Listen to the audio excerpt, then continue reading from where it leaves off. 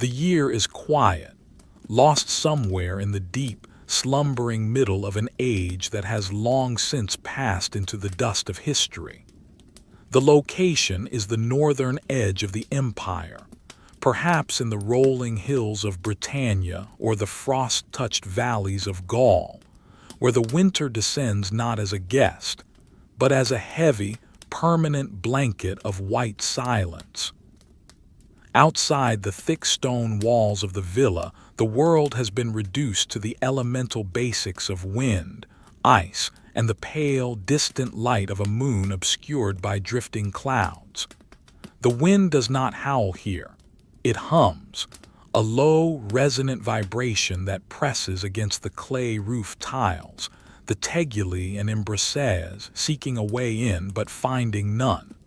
The villa is sealed. It is a vessel of warmth in a sea of cold. Inside, the silence is different.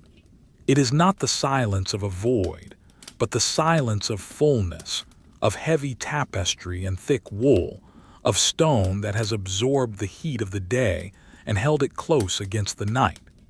The air is still.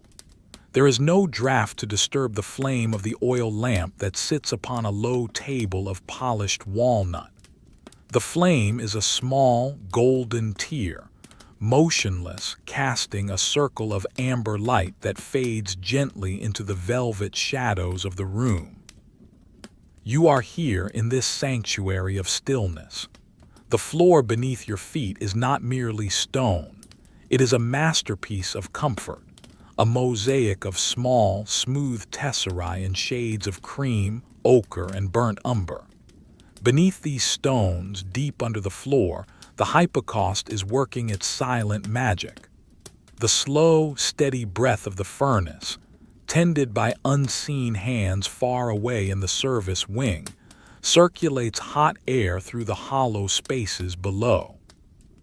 The heat rises through the floor, a physical presence, a gentle upward pressure of warmth that seeps through the soles of your sandals, traveling up into your ankles, relaxing the muscles, grounding you in this moment of absolute safety.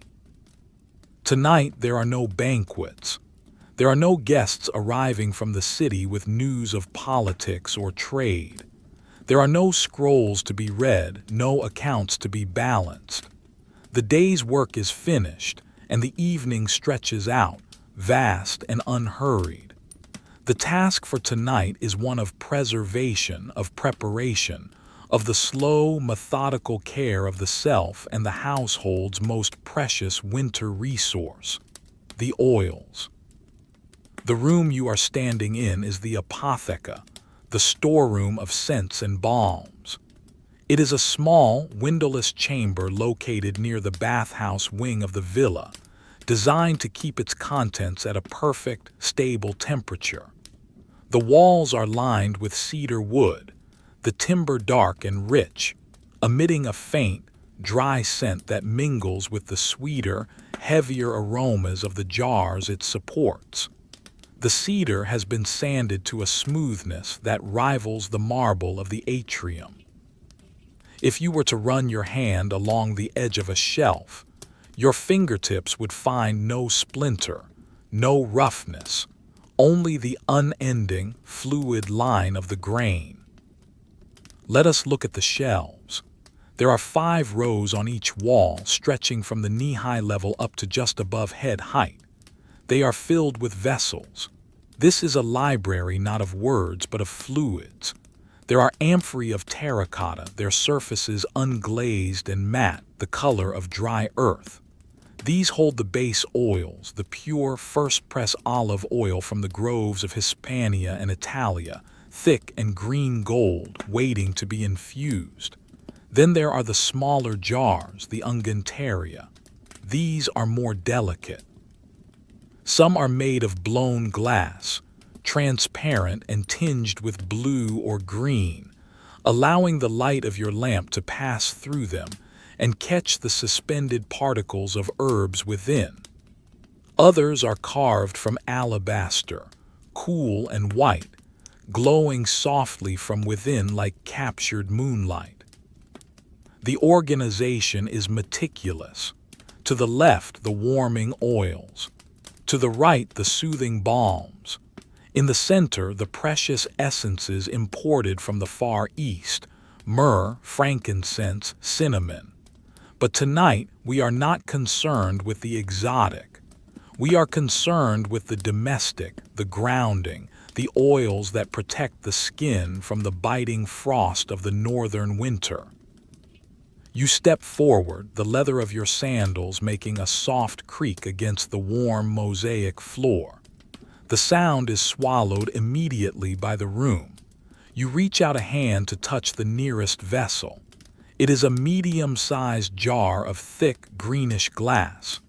The glass is imperfect, containing tiny bubbles of air trapped during its creation, little pockets of breath from a glassblower who lived decades ago. The surface is cool, but not cold.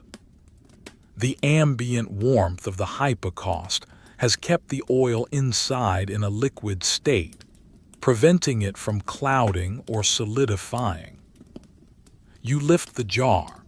It has a weight to it, a substantial gravity that feels good in the hand. It is full. The stopper is made of cork, sealed around the edges with a rim of beeswax to ensure that no air enters and no scent escapes. The wax is old, hardened, a pale yellow ring that marks the boundary between the world outside and the treasure within. You place the jar gently on the wooden table in the center of the room. The wood meets the glass with a dull thud, a sound of finality and placement.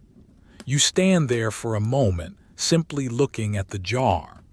The light from the oil lamp flickers once, then steadies. The shadow of the jar stretches long across the table, a dark pool of shade. This oil is vital. In the Roman winter, the air is dry. The wind strips moisture from the skin, leaving it brittle and cracked. To maintain the dignity of the body, to keep the limbs supple and the heat trapped close to the bones, one must be anointed. This is not vanity, it is survival. It is a barrier against the elements. The oil creates a second skin, a golden shield that locks in the body's natural warmth. You turn back to the shelves. You are looking for something specific to blend with this base oil. Your eyes trace the lines of the vessels, reading the small tags of parchment tied to their necks with linen thread. The ink on the tags is faded, brown and sepia, the handwriting elegant and cursive.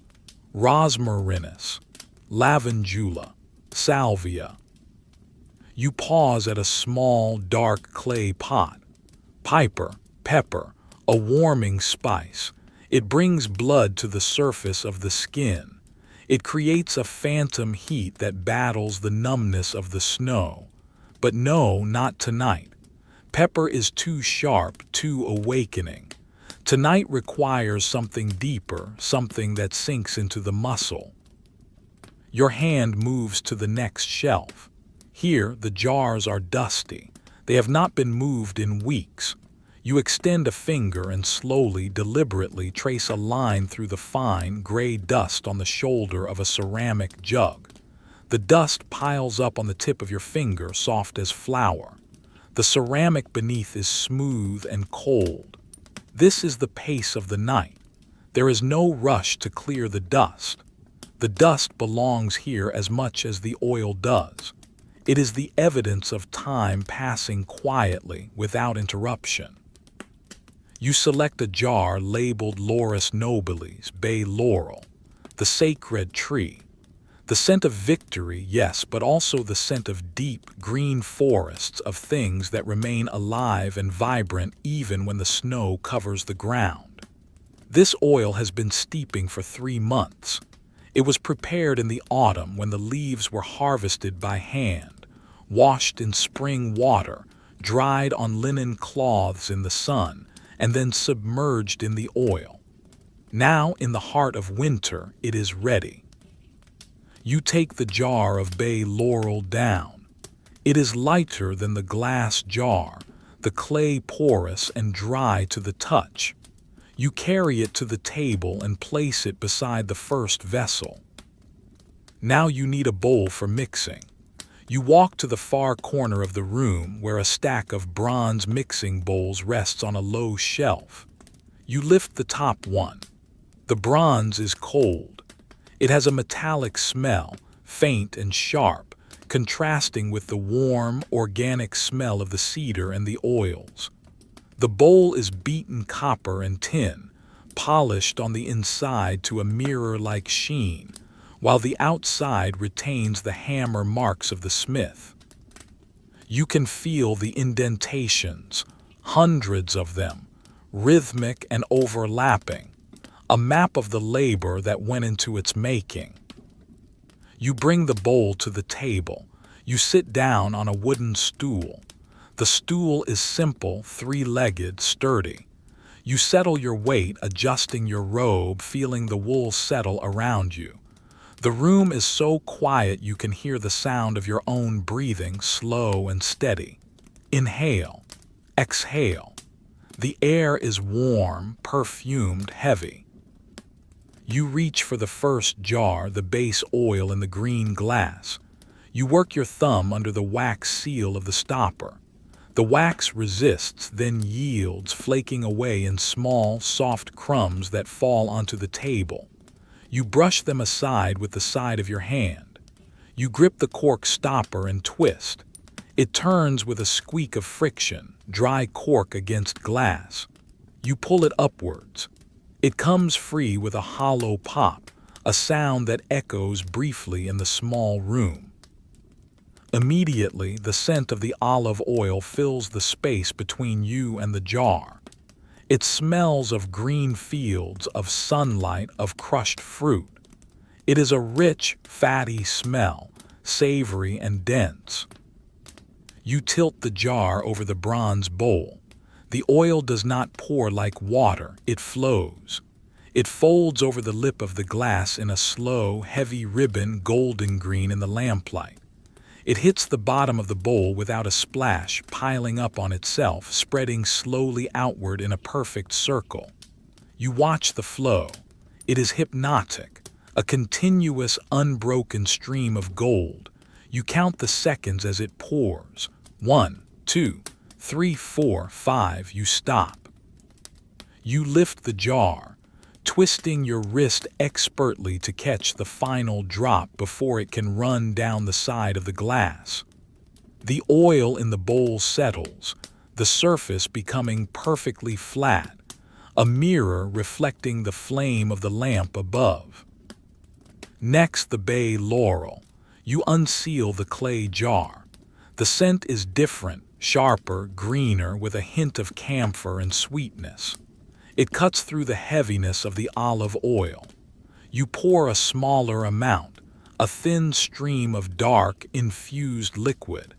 It joins the pool in the bowl, swirling in dark clouds, not yet mixing, just suspending itself within the gold. You need a stirring rod. On the table lies a selection of instruments, glass rods, wooden spoons, bronze spatulas. You choose a glass rod spiraled like a unicorn's horn. It is delicate.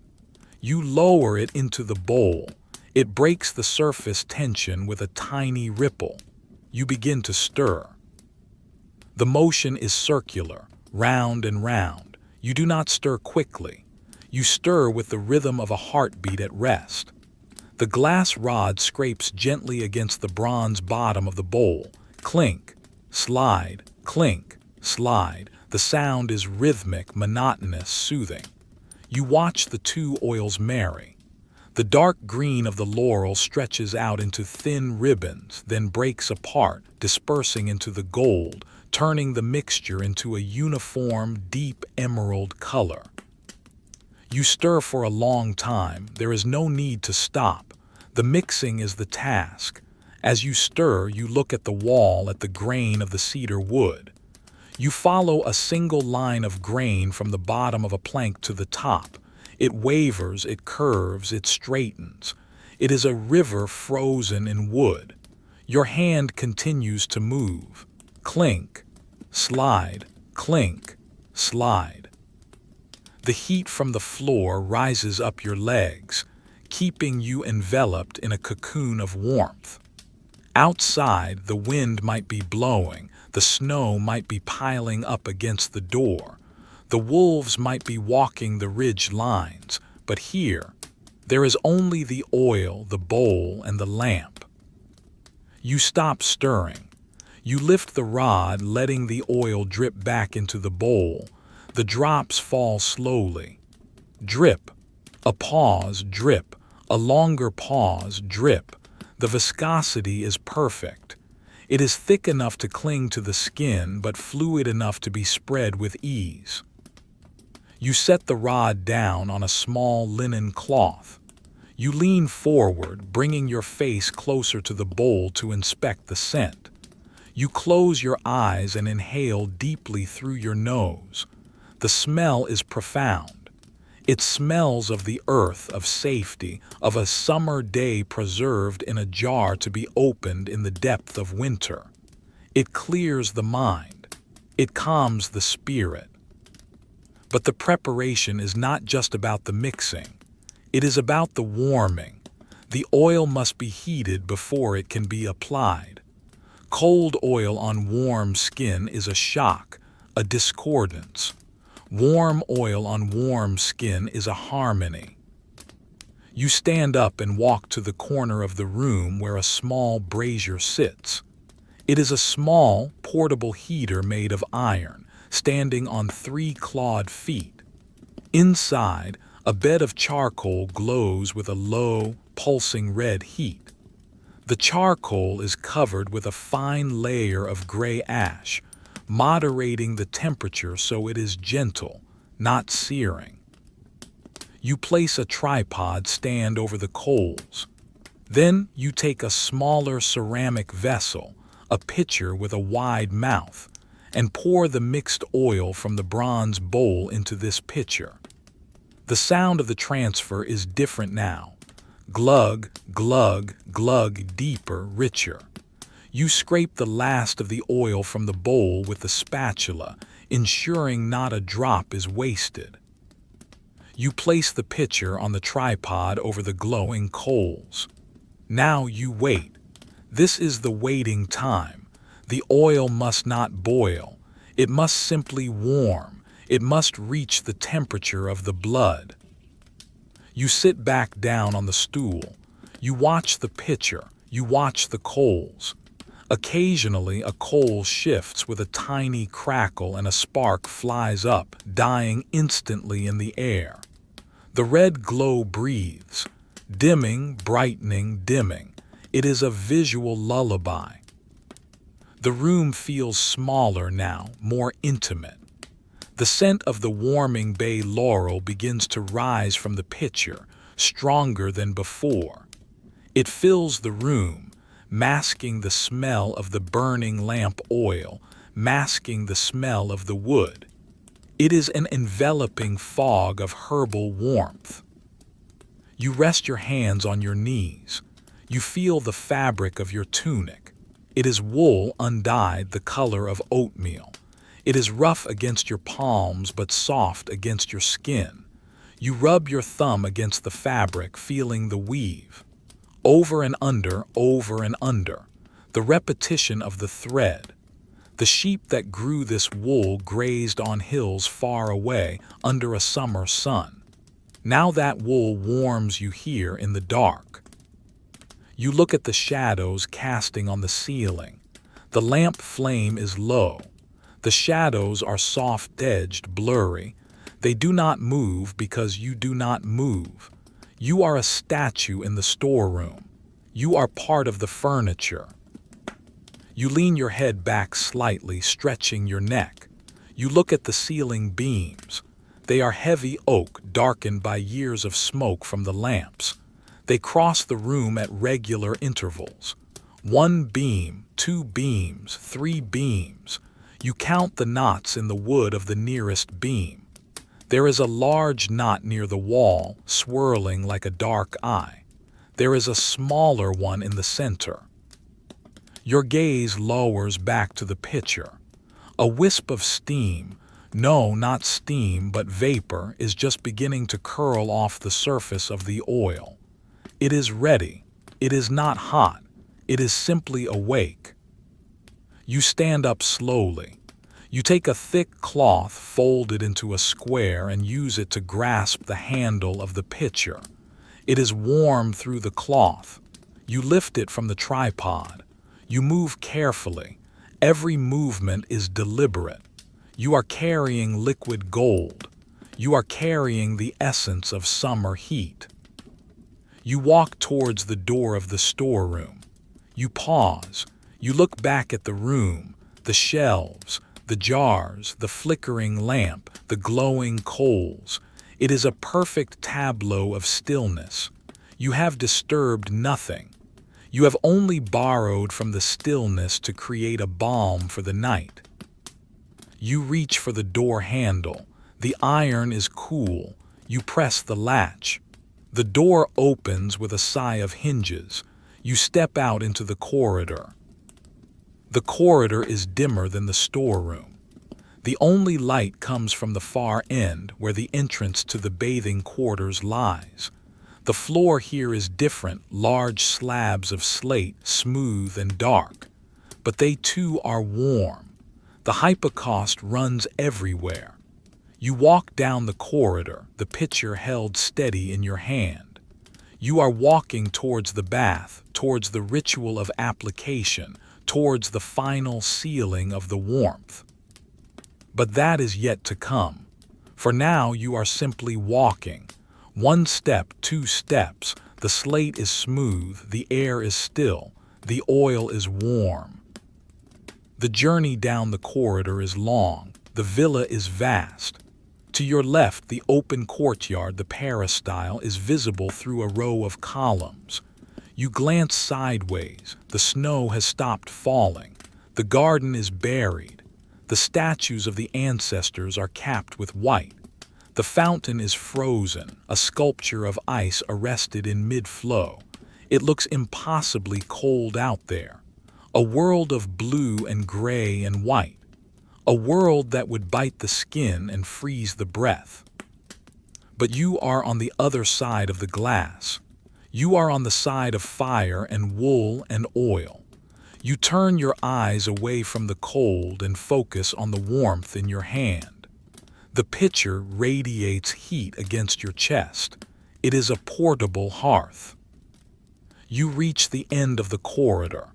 A heavy curtain of crimson felt hangs across the archway, blocking the view and the air. You stop. You wait. You breathe. The scent of the bay laurel rises up from the pitcher, greeting you, reminding you of the comfort that awaits. The preparation is complete. The oil is ready. The night has only just begun. The heavy curtain of crimson felt hangs motionless before you.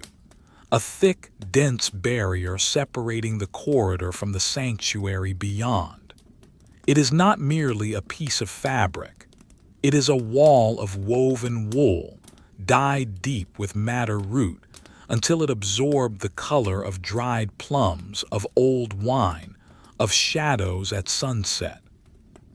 The weave is tight, the fibers matted together to ensure that not a breath of cool air from the hallway can penetrate the humid warmth of the bathhouse, and conversely, that the precious, steamy heat generated at such cost does not escape into the drafty expanse of the villa. You stand there for a moment, the ceramic pitcher of warm bay laurel oil held securely in both hands, radiating its gentle heat against your palms. You observe the texture of the curtain. It is coarse to the eye but soft to the touch, having been brushed and fulled until the individual threads are almost indistinguishable. Near the hem, which hovers a mere finger's width above the slate floor, the fabric is slightly darker, heavier, weighted with lead beads sewn into the lining to keep it hanging perfectly straight. It does not sway. It waits. You shift the pitcher to your left hand, cradling it against your chest to preserve its warmth. With your right hand, you reach out. Your fingers graze the felt. It is warm, absorbing the ambient heat from the room behind it. You grip the edge of the curtain. It is heavy, surprisingly so, a dead weight that requires a deliberate, slow effort to move. You pull it aside, the fabric bunching in thick, heavy folds that resist compression. As the gap opens, a wave of air washes over you. It is not a wind but a presence, warm, moist, and scented with the mineral tang of heated stone and the faint, sweet smell of wood smoke from the furnace. It is a physical caress, a soft collision of atmospheres. The dry, cool air of the corridor meets the humid, heavy air of the bathhouse, and for a second they swirl around you in invisible currents. You step through the opening. The curtain swings back into place behind you with a muffled thump, sealing the world away once more. You are now in the apoditerium, the changing room. It is the antechamber to the bath, the threshold between the clothed world of duty and the naked world of rest. The room is rectangular, intimate in scale, designed not for crowds but for the quiet, solitary transition of the household. The ceiling is vaulted, a barrel arch of plastered brick that curves gently overhead, painted in a soft, creamy yellow that reflects the light of the oil lamps. There are 4 lamps here, placed in niches carved into the stone walls at shoulder height. They are made of terracotta, simple and unadorned, their spouts blackened by use. The flames are steady, burning with a low, orange intensity. They do not flicker, for the air here is heavy and still. The light they cast is golden and honeyed, pooling on the floor and fading into soft, brown shadows in the corners. It is a light that softens edges, that blurs the distinction between wall and floor, between bench and shadow. You walk to the center of the room. The floor beneath your sandals has changed again. Here, it is a masterpiece of thermal engineering. The mosaic tiles, tesserae of white limestone and black basalt, are warm, warmer than the corridor, warmer than the storeroom. The heat from the hypocaust beneath is more intense here, closer to the surface.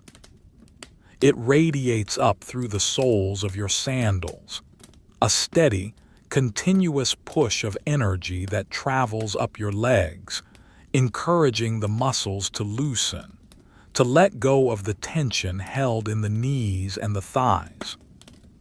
The pattern on the floor is geometric, a repetitive, endless design of interlocking meanders, the Greek key. You look down. A black line turns right, then left, then right again, folding back on itself, creating a labyrinth that leads nowhere, a path that exists only to be traced by the eye. You follow the line with your gaze. It is perfectly consistent. White square, black square, white square. The craftsman who laid this floor years ago placed each stone with a single, deliberate movement. Plunk. Plunk, plunk. Thousands of movements frozen in stone, warming your feet. Along the walls run low stone benches, carved from the same local limestone as the floor but polished to a satin finish. They are wide and deep, covered with thick cushions of linen stuffed with goose down. The cushions are striped in muted greens and browns, the colors of the forest floor. They look inviting. They look like places where time stops. Above the benches are the loculi, the square niches set into the wall for storing clothes and belongings. They are like small, dark caves, empty and waiting. They are deep enough to hold a folded tunic, a pair of sandals, a flask of oil. They are the guardians of your outer shell while you attend to the inner self. You move to the nearest bench. You set the pitcher of oil down on a small, round table made of olive wood that stands beside it. The wood is dark, heavily grained, and oiled to a deep luster. The pitcher settles with a soft clink. You verify its position. It is stable. The steam rising from it has thinned now, but the heat radiating from the ceramic is still potent. It is safe here. Now the process of disrobing begins. This is not a hasty shedding of layers. It is a ritual, a slow peeling away of the day's armor. First, the pinula, the heavy outer cloak of thick, felted wool. It is fastened at your right shoulder with a bronze fibula, a brooch shaped like a coiled serpent. The metal is cool against your fingers, a sharp contrast to the warm air. You pinch the spring of the fibula. It offers a moment of resistance, a stiff metal tension before snapping open. Click. You carefully pull the pin free from the fabric. The wool, released from its pinch, expands slightly, fluffing out. You hold the pin in your palm for a moment, feeling its shape, the small serpent head worn smooth by years of use. You place the brooch on the olive wood table next to the oil pitcher. It makes a tiny metallic sound, barely audible in the hushed room. You reach up with both hands and grasp the heavy folds of the cloak at your shoulders. The wool is scratchy, dense, smelling faintly of the outdoors, of cold air and damp earth. You lift it up and back, sliding it over your head. For a moment, your vision is obscured by the dark weave of the wool. You are inside the fabric. Then it clears. You pull the cloak down your arms, the weight of it sliding off your wrists, pooling in your hands. You stand holding the cloak. It is a bundle of warmth and weight. You do not drop it. You turn to the bench. You lay the cloak out flat on the linen cushion. You smooth it with your hands. You brush away a speck of dried mud from the hem. You fold it, first in half lengthwise. You align the edges perfectly, corner to corner, then in half again. The wool is thick, the fold is rounded, bulky. You press down on it with your palms, compressing the air out of the fibers. Press. You hold the pressure. Release. The wool springs back slightly. You pick up the folded square of heavy wool and place it into one of the loculi on the wall. It fits perfectly, sliding into the stone niche with a soft hiss of fabric against stone. It is safe there. It will be warm when you return. Next, the tunic. It is lighter, made of finer wool, undyed, soft and creamy. It reaches to your knees. It is belted at the waist with a simple strip of leather. You untie the knot. The leather is supple, worn soft by years of tying and untying. The knot comes loose easily, the leather strip falling away from your waist. You coil the belt into a tight spiral, round and round, until it is a neat disc of leather in your hand. You place it on top of the cloak in the niche. You grasp the hem of the tunic and lift it. The air of the room touches your skin directly now. It is warm, humid, enveloping. It feels like a second layer of clothing, made of nothing but temperature. You pull the tunic over your head, your arms rising, the fabric sliding up your torso, past your chest, over your face, and off your fingertips. You are standing in the center of the apoditerium. The air circulates around you, touching your back, your shoulders, your legs. There is no chill.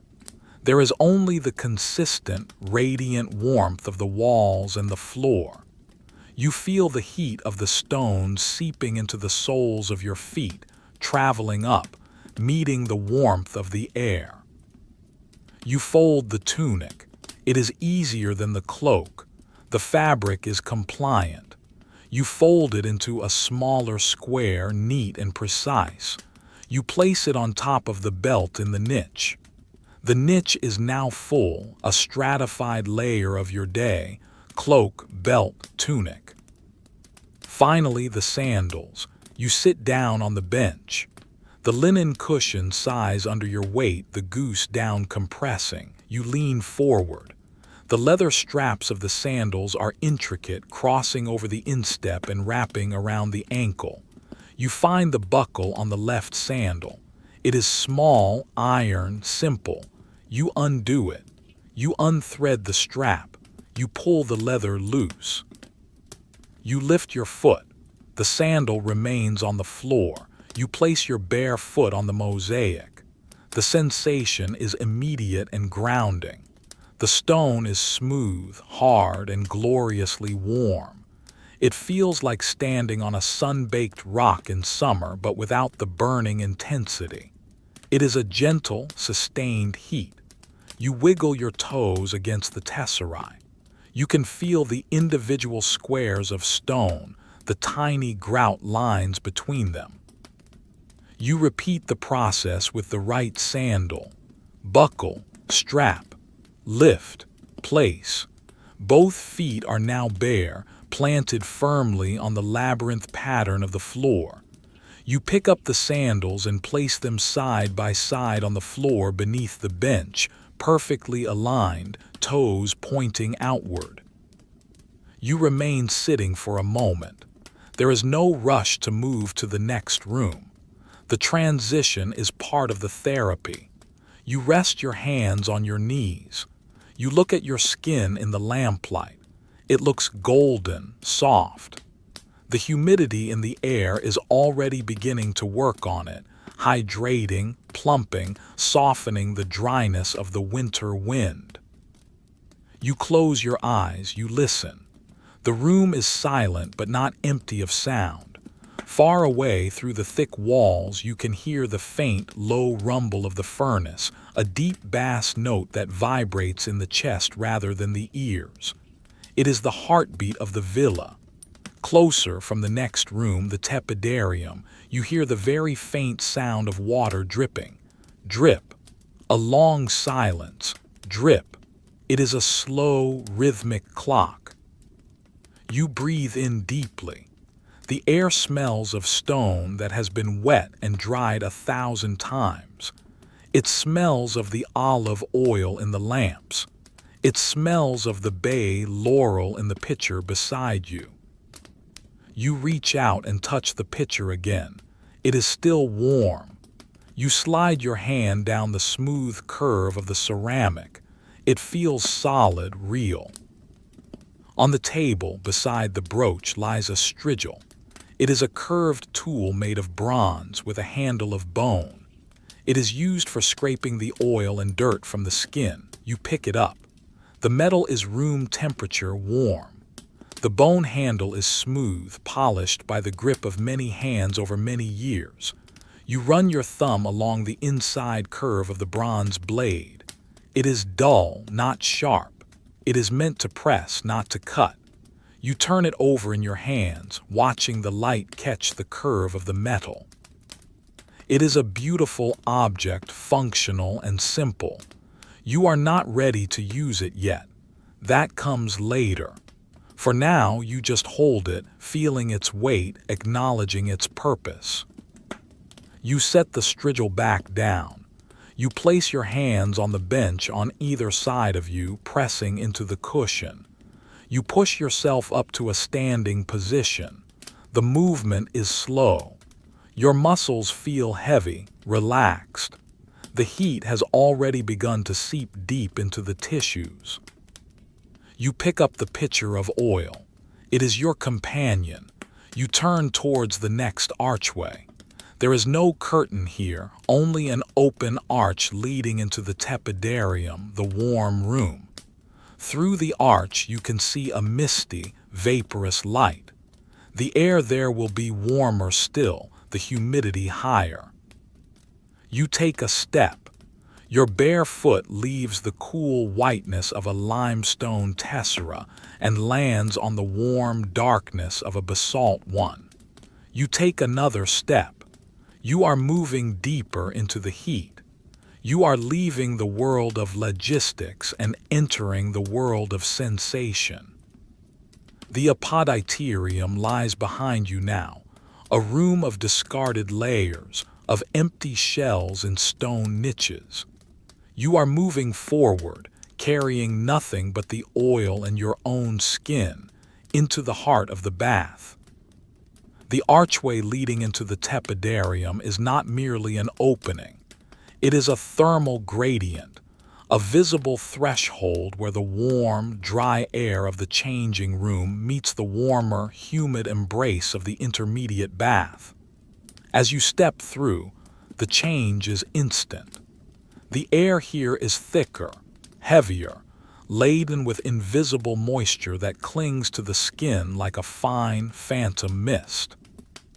It is not hot, that comes later, but it is profoundly, deeply temperate, a perfect equilibrium that mimics the internal warmth of the body.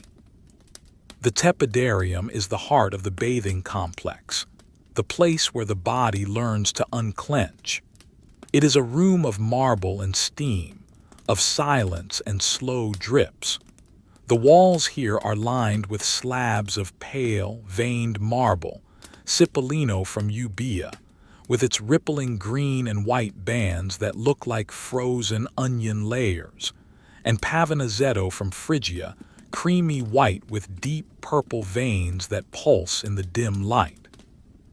The stone is slick with condensation, tiny beads of water gathering, merging and sliding down the vertical surfaces in slow, erratic paths. You pause just inside the entrance. The floor here is different. It is suspended on pilly stacks, columns of square tiles, allowing the hot air from the furnace to circulate freely beneath. The heat rising through the soles of your feet is more pronounced now. A steady, comforting burn that travels up through the ankles, the calves, the knees, melting the stiffness of the winter cold. You can feel the individual tesserae of the mosaic beneath your feet, smoother here, perhaps worn down by centuries of bare feet shuffling in this same slow rhythm. The room is lit by a single, high window, glazed with thick greenish glass that diffuses the winter daylight into a murky, underwater glow. But it is night now, or close to it, so the window is dark, a square of obsidian against the pale stone.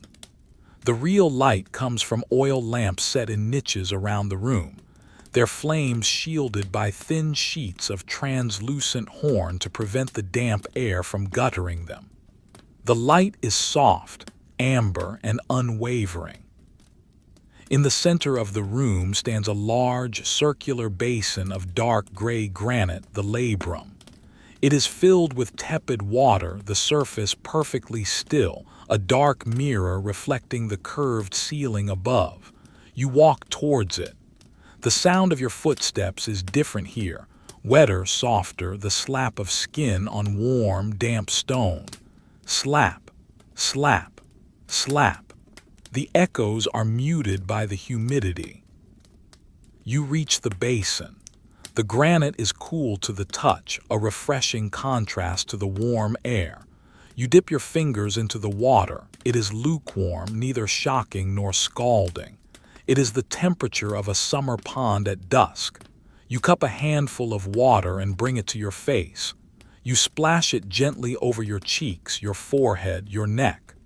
The water runs down your skin, mingling with the condensation already forming there. It feels clean. It feels awakening. You dry your hands on a linen towel that hangs from a bronze ring on the wall. The linen is rough, unbleached, smelling of soapwort and lavender. You press the fabric against your skin, blotting rather than rubbing. Blot, lift, blot, lift. The towel absorbs the moisture, leaving your skin damp and receptive. Now you turn your attention to the benches that line the walls. These are not simple stone slabs like in the changing room. They are heated. Hollowed out beneath, they allow the hot air from the hypocaust to circulate directly under the seating surface. You choose a spot near the corner where the heat seems most concentrated. You sit down. The sensation is immediate. The warmth of the stone penetrates through the thin layer of your towel, sinking into your glutes, your thighs, your lower back. It is a deep, radiant heat that feels as if it is originating from within your own bones. You lean back against the wall. The marble is warm against your shoulders. You close your eyes. This is the waiting room. The tepidarium is not for washing, it is for preparing. It is for allowing the pores to open, the heart rate to slow, the mind to empty. You sit there breathing in the humid air. Inhale. The air is thick, rich with oxygen and moisture. Exhale. You feel your chest rise and fall. You pick up the pitcher of oil from where you set it on the floor beside you. It is still warm, the ceramic retaining the heat of the brazier. You hold it in your lap, your hands wrapped around its belly. You can feel the liquid inside, sloshing gently as you move. It is time to begin the anointing. You pour a small amount of the bay laurel oil into your cupped palm. The oil is dark gold in the dim light, viscous and heavy. It feels hot against your skin, hotter than the air, hotter than the stone. You rub your hands together, spreading the oil over your palms and fingers. The friction generates more heat, releasing a fresh wave of the bay scent, green, spicy, medicinal. You start with your left arm. You grasp your wrist with your oiled right hand. You begin to massage the oil into the skin using long, slow strokes. You push your thumb into the muscle of the forearm, tracing the line of the tendon from wrist to elbow. Slide, press, slide. The oil creates a frictionless glide, allowing your hand to move smoothly over the skin. You can feel the texture of your own arm, the smoothness of the inner wrist, the slight roughness of the elbow, the fine hairs that lie flat under the oil. You work your way up to the bicep. You knead the muscle gently, feeling the tension release under the pressure. The oil sinks in, disappearing into the hungry pores, leaving behind a glistening sheen. You switch hands. You pour more oil. You grasp your right wrist with your left hand. You repeat the process. Slide, press, slide. The rhythm is hypnotic. You are painting your own body with warmth. Next, the legs. You pour a generous amount of oil into your palm. You lean forward, reaching down to your left ankle. You encircle your ankle with both hands. You pull upwards, dragging the oil up the calf over the shin towards the knee. Your thumbs dig into the calf muscle, separating the fibers, working out the knots formed by walking on stone floors. Push, pull, push, pull. The scent of bay laurel is intense now. It fills your nose, clearing your sinuses. It smells of ancient forests, of victories won in silence. It is a grounding scent. You reach the knee. You circle the kneecap with your thumbs, massaging the ligaments, the tendons. The skin here is tougher, drier. It drinks the oil greedily. You continue up the thigh. The large muscles of the quadriceps are warm and pliable. You use the heels of your hands to press deep, driving the oil into the tissue. Press, release, press, release. You switch to the right leg. Ankle, calf, knee, thigh. The process is identical. The symmetry is comforting. You are balancing the body, one limb at a time. Now the torso. You pour a final pool of oil into your hand. You rub it over your chest, your stomach. You move your hands in large circular motions. Clockwise, you follow the curve of your ribs. You feel the beat of your heart under your palm. Thump, thump, thump, thump. It is slow, steady, calm. You reach around to your lower back. This is harder to reach, but the stretch feels good. You rub the oil into the lumbar region where the ache of standing settles. The heat from the bench helps, melting the oil instantly upon contact. You press your knuckles into the muscles alongside the spine. Dig, release, dig. You sit back. You are glistening. You are covered in a thin, protective layer of warm, scented oil. You look at your arms. They shine in the lamplight. The oil catches the gold of the flame, turning your skin into bronze. You rest your hands on your knees again. You are not finished, but you pause. The oil needs time to work. It needs time to penetrate. You close your eyes again.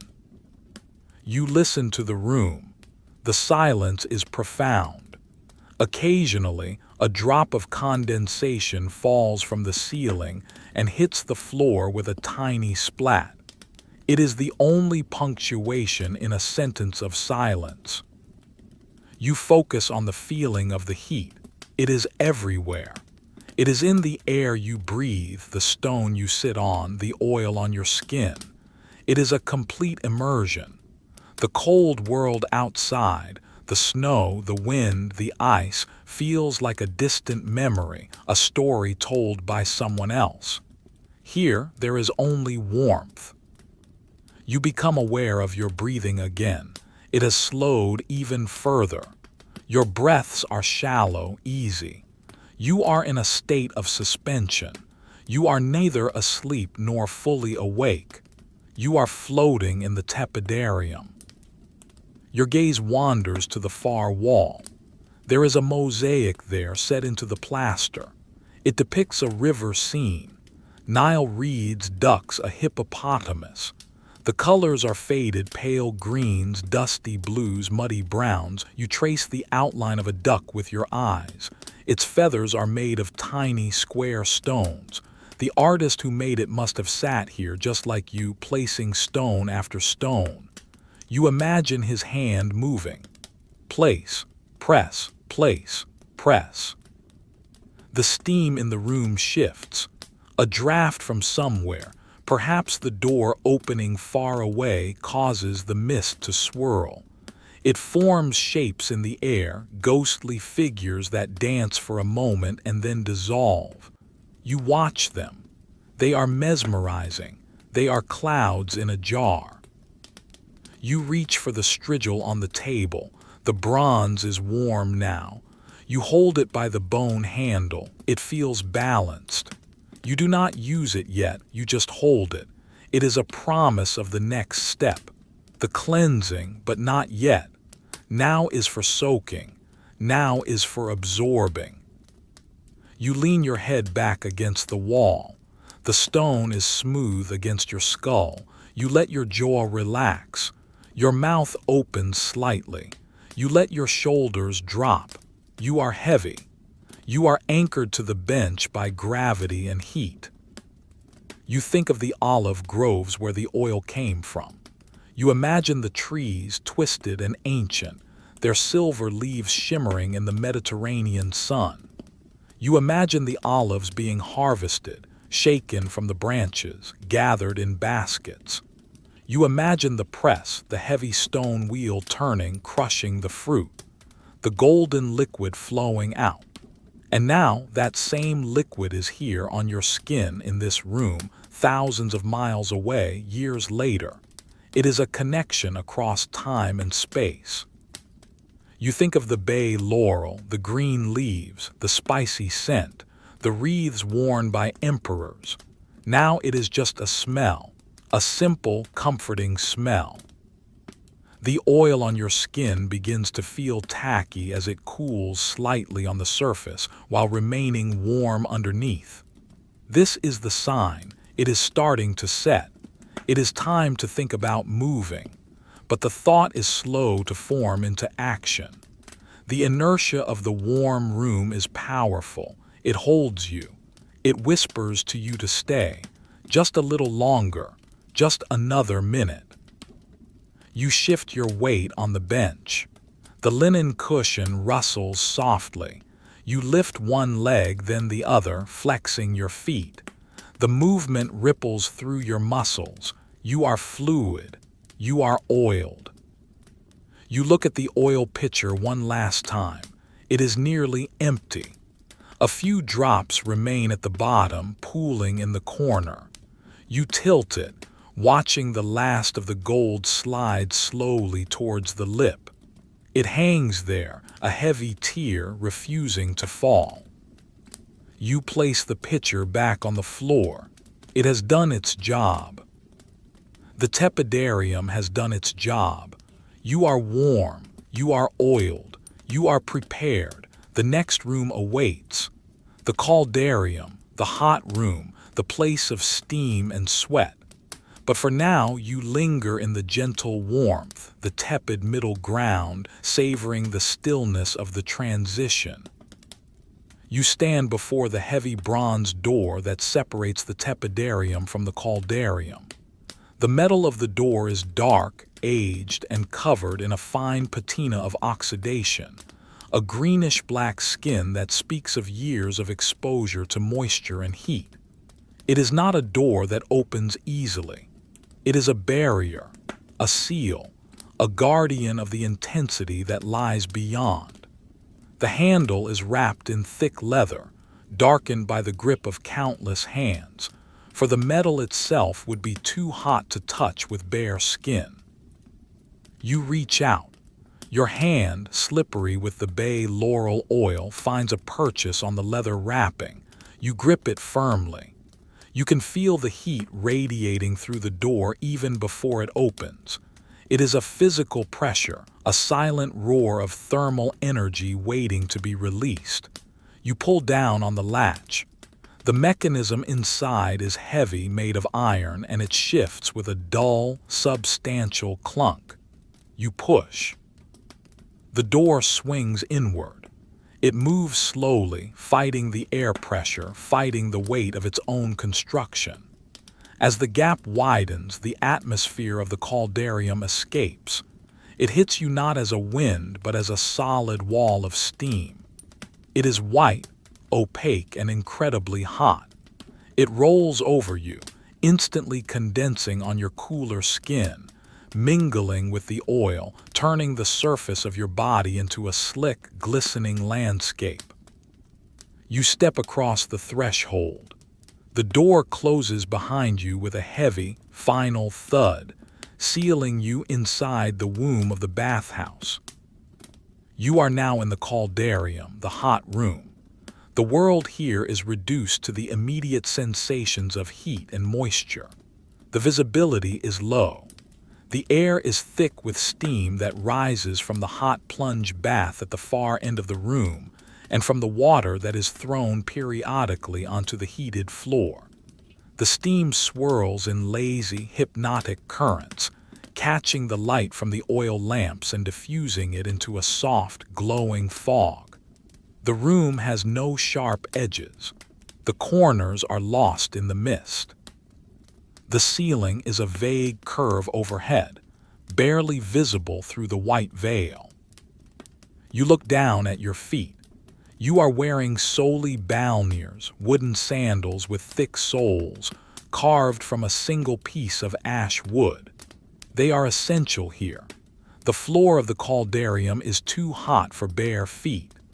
The hypocaust fires are burning fiercest beneath this room, the flames licking the underside of the suspension floor, driving the temperature of the tiles up to a level that would blister skin. But the wood of the sandals protects you. You can feel the heat radiating up through the thick wooden soles, a warm, dull ache that tells you of the fire below, but does not burn. You take a step. Clack. The sound of wood on stone is sharp, muffled instantly by the heavy, damp air. Clack. You walk slowly. The floor is slippery with condensation. The mosaic tiles here are simple, white, and unadorned, chosen to reflect the light and make the room feel brighter amidst the steam. They are slick, wet, shining like a sheet of ice, though they burn with the heat of a desert noon. You move towards the wall. The walls of the caldarium are a marvel of Roman engineering. They are not solid stone. Behind the plaster and the marble facing, there are tubuli, hollow, rectangular clay pipes stacked one upon another, forming a continuous vertical channel from the floor to the ceiling. The hot air from the furnace travels up these pipes, heating the walls from the inside out. You are surrounded by heat on all sides. The room is a box of warmth. You reach out a hand to touch the wall. You are careful. You brush your fingertips against the marble cladding. It is hot. Not searing, but hot enough that you would not want to lean against it for long. It is wet, too. The steam condenses on the cooler surface of the stone, running down in long rivulets that look like sweat on the skin of the room. You watch a single drop of water form near the top of a marble slab. It gathers weight, bulging, trembling, fighting gravity. Then it breaks. It slides down the stone, tracing a wavering path through the condensation, picking up speed, until it disappears into the drain at the floor. You find a bench. It is made of wood here, not stone, for stone would be unbearable. The wood is dark, teak or mahogany, resistant to the rot of the damp. It is smooth, polished by the slide of skin and linen. You sit down. The wood is warm, absorbing the ambient heat of the room. It feels solid beneath you. You settle in. This is the peak of the ritual. The heat is intense. It presses against your chest, making your breath come a little shallower, a little faster at first before your body adjusts. You force yourself to breathe slowly. Inhale. The air is heavy, almost drinkable. It tastes of water and stone. It is cleansing. You feel it entering your lungs, expanding the alveoli, warming you from the inside. Exhale. You breathe out a cloud of your own vapor, which joins the swirling mist of the room. The oil on your skin has changed. In the tepidarium, it was a sitting layer. Here in the caldarium, it becomes active. The heat opens your pores. The sweat begins to rise. It pushes up from deep within the glands, breaking the surface of the skin, mixing with the bay laurel oil. The mixture becomes thinner, runnier. It begins to slide. You feel a trickle run down your temple, over your cheekbone to your jaw. You feel another run down the center of your back, along the spine. It is a sensation of release. The body is purging itself. The dust of the road, the smoke of the hearth, the stress of the winter, it is all being pushed out, carried away by the salt water of your own making. You look at your arm. It is shining brilliantly. The sweat and oil have combined into a perfect emulsion, a glittering coat that reflects the amber light of the lamps. You lift your hand and wipe your brow. Your palm comes away wet and oily. The scent of the bay laurel is now explosive. The heat has volatilized the essential oils, filling the air around you with a thick, green, herbal cloud. It smells of medicine and magic. It clears the head. It sharpens the mind even as the heat dulls the senses. You close your eyes. The visual world is just white fog anyway. It is better to listen. The caldarium has its own acoustic signature. It is a quiet room, but it is not silent. You hear the hiss of steam escaping from a vent in the corner. It is a constant, white noise sibilance. SSSSSSSSSS. It sounds like a serpent sleeping in the wall. It sounds like the earth breathing. You hear the drip of condensation falling from the vaulted ceiling. The ceiling is grooved, designed to channel the water down to the walls so it does not drip on the bathers, but sometimes a drop escapes the channel. Plip, it hits the floor. Plop, it hits the water in the basin. The intervals are irregular. You try to predict the next one. You wait. You listen. Plip. You hear the low, distant rumble of the furnace again. It is louder here than in the changing room. You are closer to the source. You can almost feel the vibration of the fire in the floorboards of your sandals. It is a deep, thrumming bass note that underpins the treble of the dripping water. And you hear your own heartbeat. It is faster now. Thud, thud, thud, thud. The heat is making your heart work harder, pumping blood to the surface of the skin to cool you down. You can feel the pulse in your neck, in your wrists, in your temples. It is a reminder of life. You are alive in this stone box. You are a vessel of blood and water and heat. You open your eyes. The mist has shifted. A draft has cleared a small patch of air near the floor. You stare at the mosaic. You focus on a single white tile. It is roughly square, perhaps the size of a thumbnail. It has a small chip in one corner. You wonder how that chip happened. Did a slave drop a heavy tool? Did a bather drop a strigil? How long ago? The tile does not answer. It sits there, wet and white and hot. You look at the steam again. It moves in convection currents. It rises from the hot floor, hits the curved ceiling, cools slightly, and descends along the walls. It is a slow, rotating cycle. You watch a wisp of fog curl around the leg of the bench. It embraces the wood, then dissipates. You decide to move to the alveus, the hot plunge bath. It is located in a rectangular recess at the south end of the room, positioned directly over the furnace flue to ensure it is the hottest water in the complex.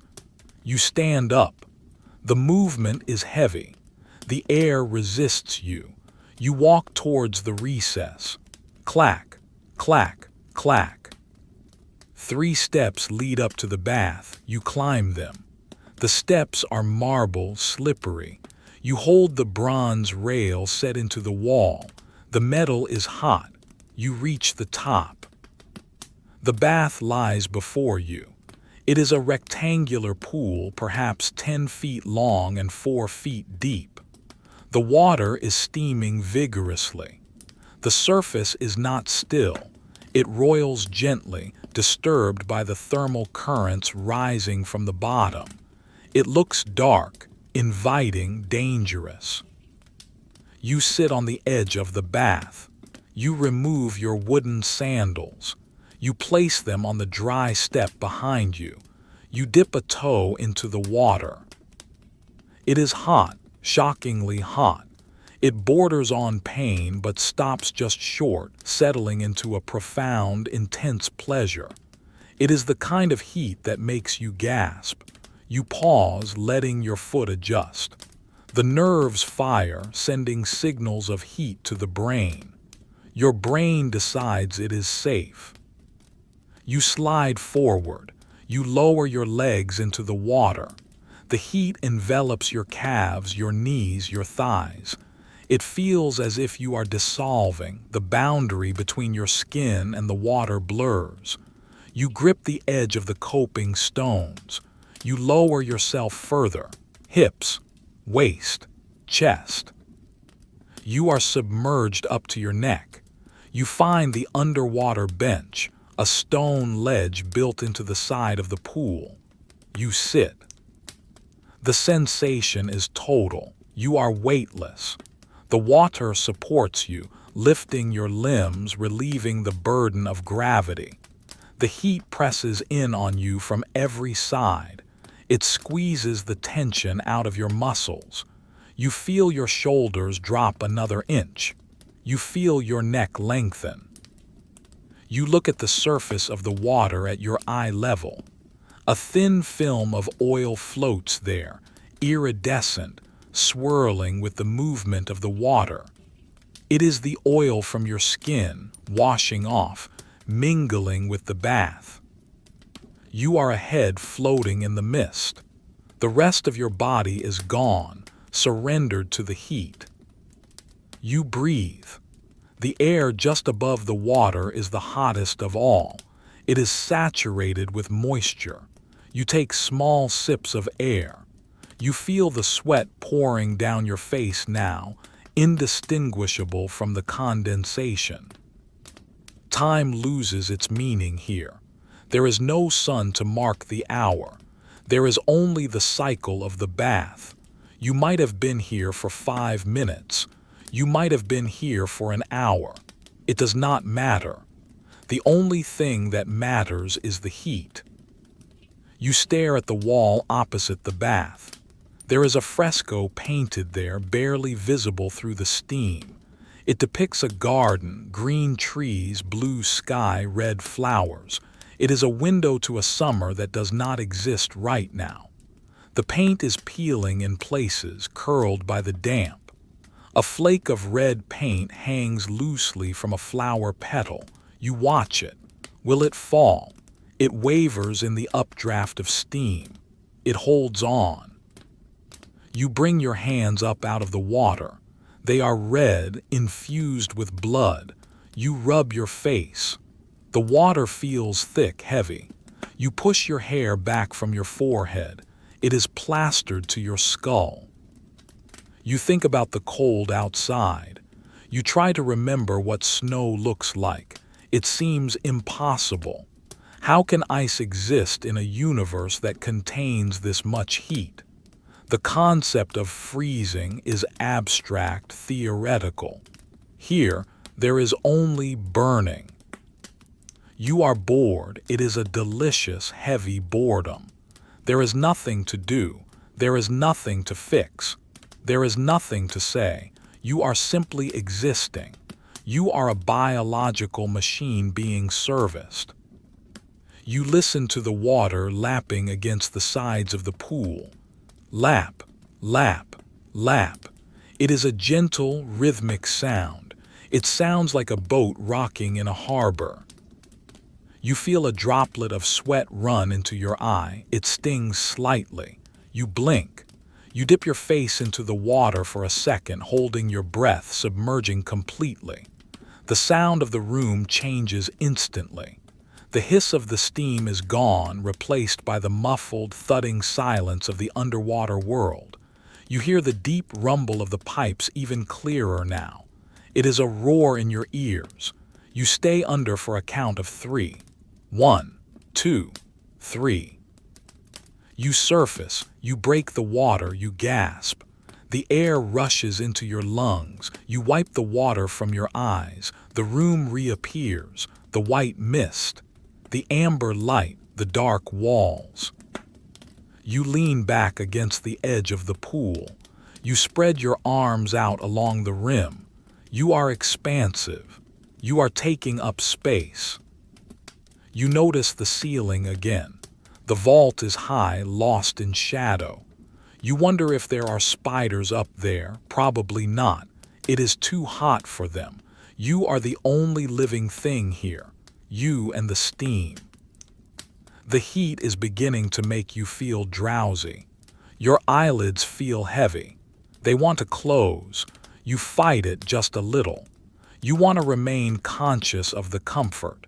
You want to know that you are warm. If you sleep, you will miss the sensation. You move your legs in the water. You create a small whirlpool. You watch it spin, around and around. It catches a fleck of ash that has floated in from the furnace. The black speck spins in the center of the vortex, faster and faster until the water calms and it drifts away. You are clean, you are hot, you are oiled. But the ritual is not over. The heat has done its work. It has brought everything to the surface. Now it must be removed. The oil, the sweat, the old skin, it must be scraped away. You look towards the steps. The strigil is waiting. The transition awaits, but not yet, not just yet. You sink a little lower in the water. You let the water cover your chin. You blow bubbles, burble, burble. The sound is childish, amusing. You do it again. Burble. You are a Roman. You are a master of the world. And right now, your world is a tub of hot water in a stone room in the middle of winter. And it is enough. It is more than enough. You stare at the steam rising from the water's surface. It forms shapes. A horse, a tower, a face. They appear and vanish in the span of a breath. You watch the show. It is the only entertainment you need. The heat pulses in your veins. You can feel your pulse in your fingertips. Throb, throb, you are full of blood, you are full of heat, you are a radiator. You decide to stay for 10 more breaths. You count them.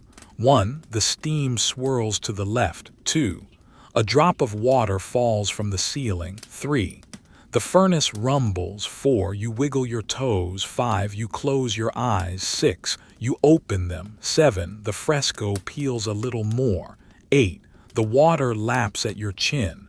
9, you take a deep breath. 10, it is time. You sit up. The water cascades off your chest. You feel heavy, sluggish.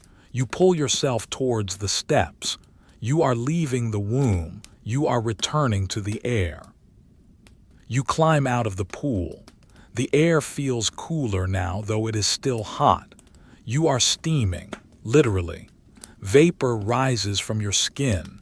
You are a cloud in human shape. You reach for your wooden sandals. You slide your feet into them. Clack, you stand up. You are steady. You are ready. You walk back towards the bench where you left the strigil. The floor is still hot. The room is still white. The silence is still heavy. You pick up the bronze tool. It is hot from the air. You hold it. It is the instrument of the next phase. You look at the door you came in. And you look at the door on the other side. The path leads forward. The heat must be scraped off. The body must be renewed. You stand in the center of the caldarium, dripping, steaming, waiting. The heat has penetrated to your marrow. You will not be cold tonight. You will not be cold for a long time. You remain standing in the center of the caldarium, a solitary figure amidst the swirling white mists. The heat here is absolute, a pervasive, heavy blanket that presses against every inch of your skin. You are no longer merely in the room. You are of the room. Your body temperature has risen to meet the ambient air, blurring the boundaries between the self and the space. You are a vessel of heat, dripping with the mingled waters of the bath, the steam, and your own sweat, all bound together by the rich, persistent viscosity of the bay laurel oil. The bronze strigil is in your right hand.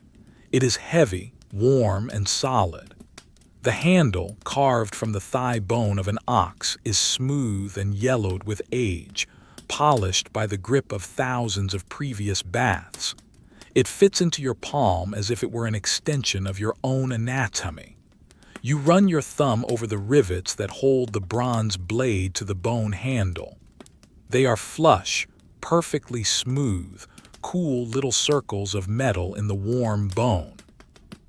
You move towards a marble bench set against the side wall. This bench is different from the wooden one you sat on earlier. It is carved from a single block of gray marble, veined with white lightning streaks. It is low, broad, and solid. The condensation on its surface is thick, pooling in the slight depression worn into the center of the seat. You turn and sit. The sensation is wet and hot. The stone is slick. You slide slightly before finding your purchase. Your feet still in the wooden sandals, plant firmly on the tiled floor, grounding you. It is time for the destringement, the scraping, the removal of the old to reveal the new. This is the most meditative part of the bath, a repetitive, rhythmic grooming that requires no thought, only motion. You begin with your left arm. You extend it out in front of you, palm down. The skin is glistening, a landscape of oil and water. It looks golden in the diffused light of the oil lamps. You bring the strigil to your wrist. You angle the curved blade, finding the perfect degree of inclination, steep enough to scrape, shallow enough to glide. The bronze touches your skin. It is warm, but the metal feels distinct, harder than the flesh. You apply pressure. Not too much, not too little. A firm, steady downward force. You begin the stroke. You pull the strigil up your forearm towards the elbow. A scrape. The sound is unique. It is a wet, dull friction. It is the sound of a squeegee on glass, but softer, organic. The blade pushes a wave of oil, sweat, and dead skin before it. You watch the wave accumulate in the hollow of the bronze curve. It gathers there, a grayish-gold emulsion, the physical manifestation of the day's weariness. You reach the elbow. You lift the blade. You look at the residue collected in the curve. It is the past. It is dust and time. You flick your wrist sharply towards the floor. The mixture flies off the blade and lands on the tiles with a wet splat to be washed away by the next bucket of water. You return the blade to your wrist. You move slightly to the right, overlapping the first stroke. You press down. You pull. A slide, lift. The motion is slow. There is no rush. The heat of the room makes everything slow. Your muscles are loose, compliant. The skin ripples slightly ahead of the bronze blade. You watch the path the strigil leaves behind. It is a stripe of pink, raw, clean skin. It glows. It looks brand new, untouched by the winter wind. You continue up the arm, the bicep, the tricep. You flex the arm slightly to tauten the skin. The blade contours perfectly to the muscle. The curve of the bronze was designed for this, designed to hug the roundness of the human form. You work your way up to the shoulder. The deltoid muscle is round, hard. You circle it with the blade, round and round. Your left arm is now finished. It feels lighter. It feels cooler as the layer of oil is gone, allowing the air to touch the pores directly. You switch the strigil to your left hand. It feels awkward for a moment, then your fingers find the familiar grip, the ambidexterity of the bath. You extend your right arm, you repeat the process. Wrist to elbow, elbow to shoulder. The rhythm is established. Press, drag, lift, flick. Press, the bronze bites gently. Drag, the oil yields. Lift, The weight is removed, flick. The waste is discarded. You focus entirely on the sensation of the metal on your skin. It is a specific kind of pressure. It feels like being sculpted. You are carving yourself out of the marble of the day. You are revealing the statue underneath. Now the chest. This requires a broader stroke. You hold the strigil with both hands, one on the handle, one guiding the tip of the blade. You place it at the bottom of your rib cage. You pull upwards over the pectoral muscle towards the clavicle. The sensation is intense here. The skin is thinner over the ribs. You can feel the vibration of the scraping in your bones. Rub. You breathe in time with the strokes. Inhale as you lift the blade. Exhale as you drag it across your skin. The steam enters your lungs hot and clean. The oil leaves your body heavy and spent. You work across your chest, stripe by stripe. You are painting in reverse. You are removing the paint to show the canvas. The scent of the bay laurel rises up, renewed by the friction. It is sharper now, less sweet, more herbal. It smells of crushed leaves and damp earth. You move to your legs. This is the long work. The thigh is a large surface. You lean forward, resting your elbows on your knees for a moment to rest. The steam swirls around your ankles. You look at your feet in the wooden sandals. They look far away. You begin at the knee. You pull the strigil up the thigh towards the hip. The stroke is long, satisfying. The large muscles of the quadriceps offer a firm resistance. You can press harder here. You dig the bronze in. It feels like a deep tissue massage. The tension in the leg muscles, built up from walking on stone floors, from climbing stairs, releases under the pressure of the scrape. Scrape and slide. You watch the oil peel away. It rolls off in little cylinders, dark and heavy. You are shedding your skin like a snake. You are becoming something new. The back of the calf is difficult. You have to twist your leg, turning the knee outward. You reach down. You pull the blade up the calf muscle. It tickles slightly, then settles into a soothing rhythm. Up and up. The Achilles tendon, the calf, the back of the knee. You switch legs, left leg, right leg. The symmetry must be maintained. The body must be balanced. You are a mechanic working on a machine. You are meticulous. You do not miss a spot. You find a patch of oil on the inside of your thigh. You scrape it away. You find a patch on your shin. You scrape it away. Finally, the back. This is the hardest part. You reach over your shoulder, holding the strigil like a back scratcher. You can only reach the upper part. You scrape downwards. It is an awkward angle, but the relief is immense. The space between the shoulder blades, the place where stress knots itself into a hard ball, is finally touched. The bronze blade slides over the knots. Bump, bump, glide. You switch hands. You reach around your ribs to get the lower back. You scrape sideways, following the line of the belt. The oil here is warm, collected in the small of the back. You remove it. You leave nothing behind. You sit back up. You are panting slightly. The exertion of the scraping, combined with the heat, has raised your heart rate again. But it is a good fatigue. It is the fatigue of purification. You look down at the floor around the bench. It is spotted with the residue of the bath, the strigmenta. It lies on the white tiles, dark and unsightly. It is everything you do not want to carry with you. You need to rinse.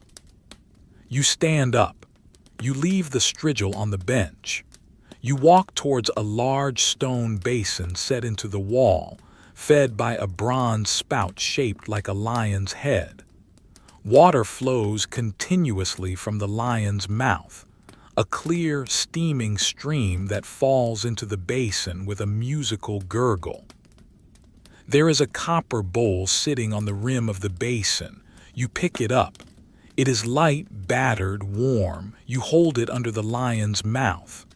The water hits the bottom of the bowl with a hollow, drumming sound. The pitch rises as the bowl fills. Drum, thrum, plink. The bowl is full. You turn. You lift the bowl over your head. You tilt it. The water cascades down. It is hot but cleaner than the steam. It hits the crown of your head, runs down your face, your neck, your shoulders. It chases away the last remnants of the oil. It washes away the memory of the scrape. You gasp as the water hits you. It is a shock of purity. You run your hands over your skin. It is squeaky clean. It is no longer slippery. It is raw, honest skin. You fill the bowl again. You splash your chest. You splash your legs. The water runs down your body and onto the floor, swirling into the drain, taking the strigmenta with it. The floor is clean again. You are clean again. You stand there dripping. The water cools rapidly on your skin as it evaporates, even in this hot room. You feel a tingle, a vibrancy. Your skin is breathing. Every pore is open and singing. You place the bowl back on the rim. You look at your hands. They are wrinkled from the moisture, prune-like pale. They look like the hands of a statue that has been underwater for a century. You walk back to the bench. You pick up the strigil. You cannot leave it there. It must be cleaned. You walk back to the fountain. You hold the blade under the stream of water. You rub it with your thumb. The residue washes away instantly. The bronze shines again, bright and clean. You dry it on a small rag hanging near the basin. You polish the bone handle. It is a tool of respect. You treat it well. The caldarium is quiet. The steam seems to have thickened while you were working. The far wall is now invisible. You are in a cloud, a white, hot, silent cloud. You feel a profound sense of emptiness. The bad kind of emptiness, hunger, loneliness is gone. This is the good emptiness. The emptiness of a room that has been swept clean. The emptiness of a mind that has no thoughts. You are a blank slate. You look towards the door you entered. No, you cannot go back that way. The path is forward, always forward. There is another door at the far end of the room. It leads to the frigidarium, the cold room. The thought of it sends a shiver through you, a phantom chill that has no place here in the heat. But it is necessary. The pores must be closed. The heat must be sealed in. But not yet. You are not ready for the cold. There is a transition, a space between the fire and the ice. You need to cool down slowly. You need to return to the tepidarium first to stabilize. You walk towards the door you came in, the one leading back to the tepidarium. Yes, you will retrace your steps. You will go back to the warm room, sit for a moment, let the heart rate slow before facing the final plunge. You reach the heavy bronze door. You push it open. The air that hits you is cooler, drier, though still warm. It feels like a fresh breeze compared to the stifling density of the caldarium. You step through. The door closes behind you. You are back in the tepidarium, the room of marble and echoes. It feels different now. Before, it was a warm embrace. Now, after the intensity of the hot room, it feels refreshingly cool. The air feels thin and easy to breathe. You walk to the bench you occupied before. It is still there. It is still warm. You sit down. You do not need a towel. You let the air dry you. You are glowing. Your skin is pink radiant. You feel a pulsing warmth radiating from your core outward. You sit in the silence. The drip of the water is still there. Plip, plop, it welcomes you back. You look at your knees. They are rosy. You press a finger into the flesh of your thigh.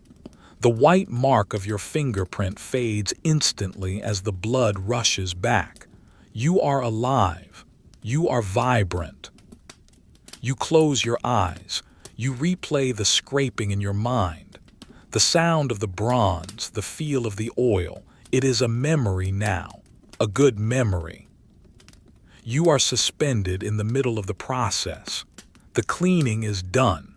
The sealing is yet to come.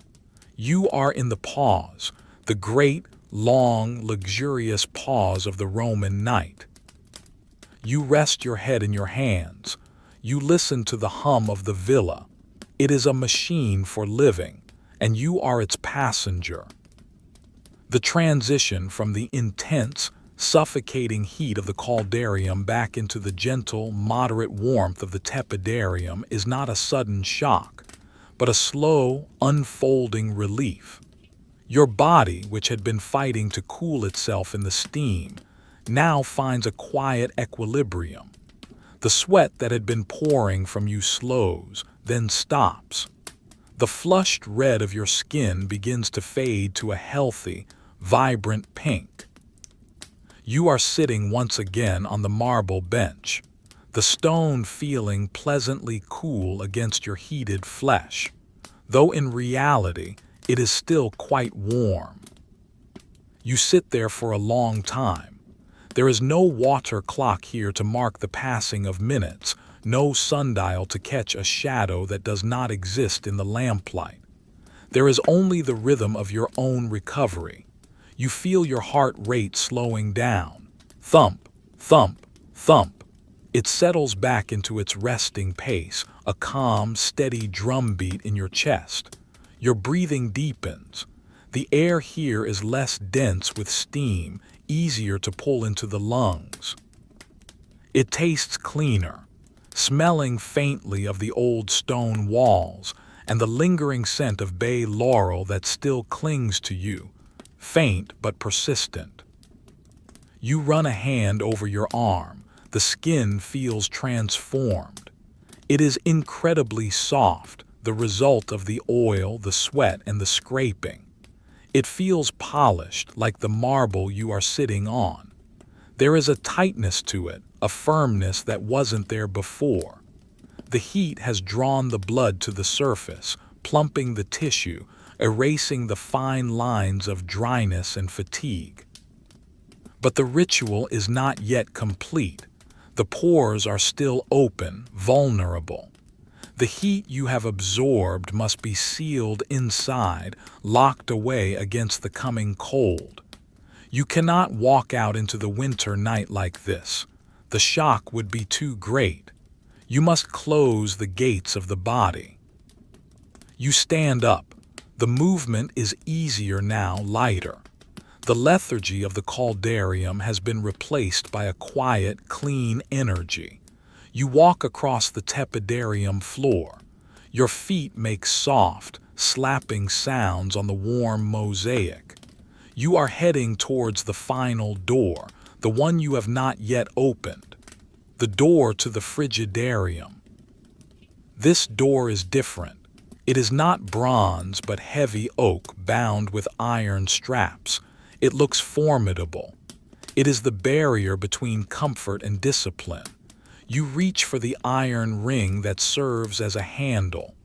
The metal is cool, genuinely cool, not warm. It sends a tiny signal to your brain, a preview of what lies beyond. You grip the ring, you turn it. The latch lifts with a heavy clack. You pull. The door is heavy, well hung on its hinges, but it requires effort. As it swings open, the air from the frigidarium rushes out to meet you. It is cold. Not the freezing, biting cold of the outdoors, but a sharp, bracing chill that stands in stark contrast to the warmth behind you. It smells of cold water, of wet stone, of deep, sunless places. It is the smell of a cave. You step through the doorway. You close the heavy oak door behind you, sealing the warmth of the tepidarium away. You are now in the frigidarium, the cold room. This is the grandest room of the bath complex. The ceiling here is high, a cross vault that soars upwards into shadow. The walls are lined with white marble that gleams coldly in the light of the few lamps that burn here. The floor is a vast expanse of mosaic, depicting sea creatures, dolphins, tritons, sea nymphs, frolicking in waves of blue and green tesserae. The tiles are cold beneath your feet. The heat of the hypocaust does not reach here. The floor is solid earth temperature. In the center of the room is the plunge pool. It is circular, larger than the hot bath, surrounded by a low marble rim. The water within is dark, still, and unheated. It is water from the aqueduct, brought straight from the mountain springs, channeled underground to keep it cool even in summer. In winter, it is icy. You walk towards the pool. The air raises goosebumps on your arms. Your skin, so recently hot and flushed, reacts instantly. The pores snap shut. The hair on your arms stands up. It is a physical tightening, a bracing of the self. You stop at the edge of the pool. You look down into the water. It is black as ink in the dim light. It looks deep, bottomless. There are 3 steps leading down into it. This is the hardest part. The mind rebels. It wants to go back to the warmth. It wants the steam and the oil. But the body knows better. The body knows that this shock is the key to vitality. You take a deep breath. You hold it. You step onto the first step. The cold water hits your foot. It is a shock, an electric jolt that travels up your leg to your spine. It is not painful, but it is intense. It is the feeling of being awake, truly, fully awake. You step down to the second step. The water rises to your knees. Your calves tighten. The cold presses against your shins, hard and unyielding. You do not hesitate. To hesitate is to fail. You step down to the third step. You plunge. You sink into the water up to your waist. You gasp. The air leaves your lungs in a rush. The cold grips your stomach, your lower back. It is a vice of ice. But then, almost immediately, the sensation changes. The shock passes, replaced by a strange, numb tingling. Your body fights back, generating a massive surge of internal heat to combat the cold. You feel a fire ignite in your core. You crouch down. You must submerge completely. You lower your chest into the water. The cold wraps around your heart. It beats harder, faster, pumping warm blood to the extremities. Thump, thump, thump, thump. You dip your head under, just for a second. The world goes silent and cold. The water presses against your eyelids, your ears. It is absolute purity. You burst back up. You shake your head, water flying from your hair in a cold spray. You stand up. You are gasping, but now it is a gasp of exhilaration. You feel invincible. You feel made of iron. You climb out of the pool. The air in the room, which felt cold before, now feels surprisingly mild compared to the water. You step onto the mosaic floor. You are dripping wet, shivering slightly, but it is a surface shiver. Inside, you are a furnace. A slave, or perhaps just the silent service of the house, has left a large, thick linen sheet on a wooden rack nearby. You walk over to it. You grab the sheet. It is rough, heavy, dry. You wrap it around yourself. You rub vigorously.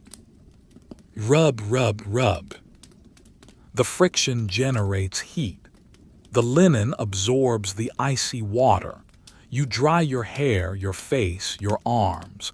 You rub your chest until the skin turns pink again. You rub your legs, bringing the sensation back to the cold toes. The shivering stops.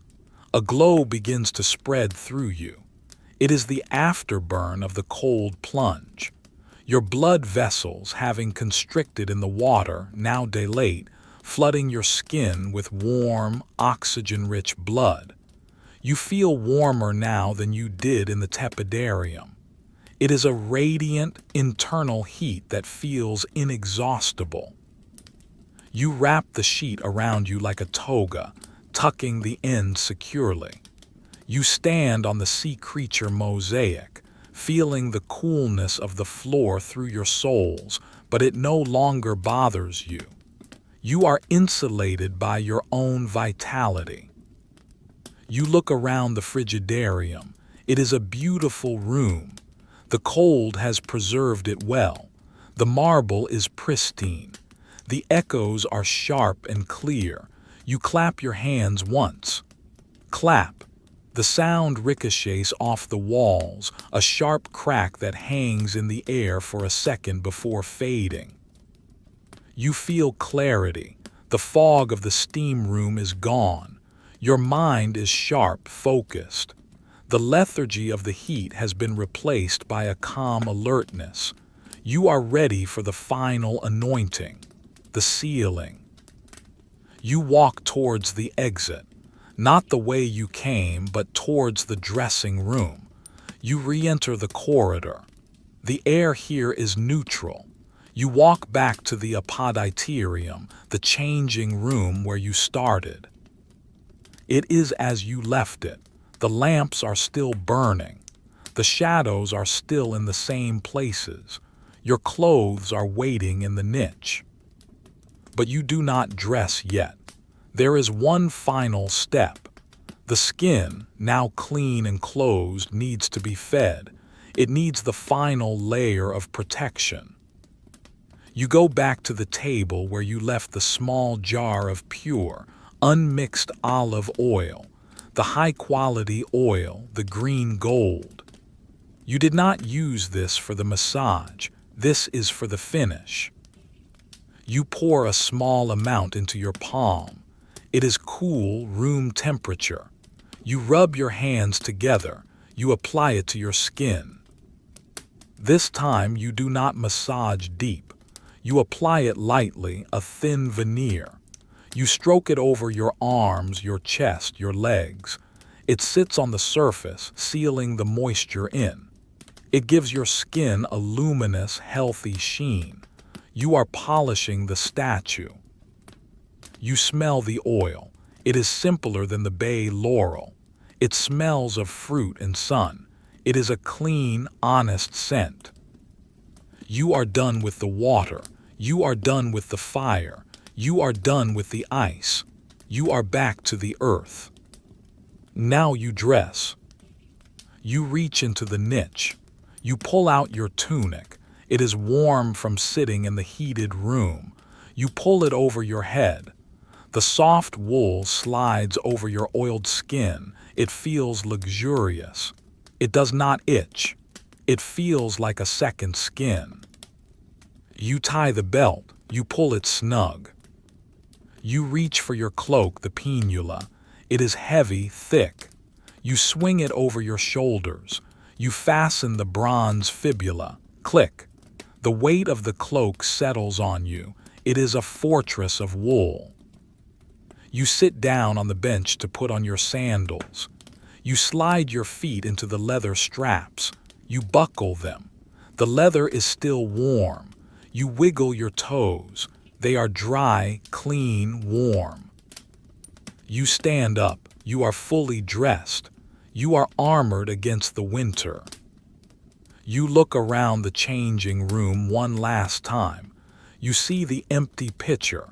You see the damp towel. You see the strigil on the table, the evidence of the ritual.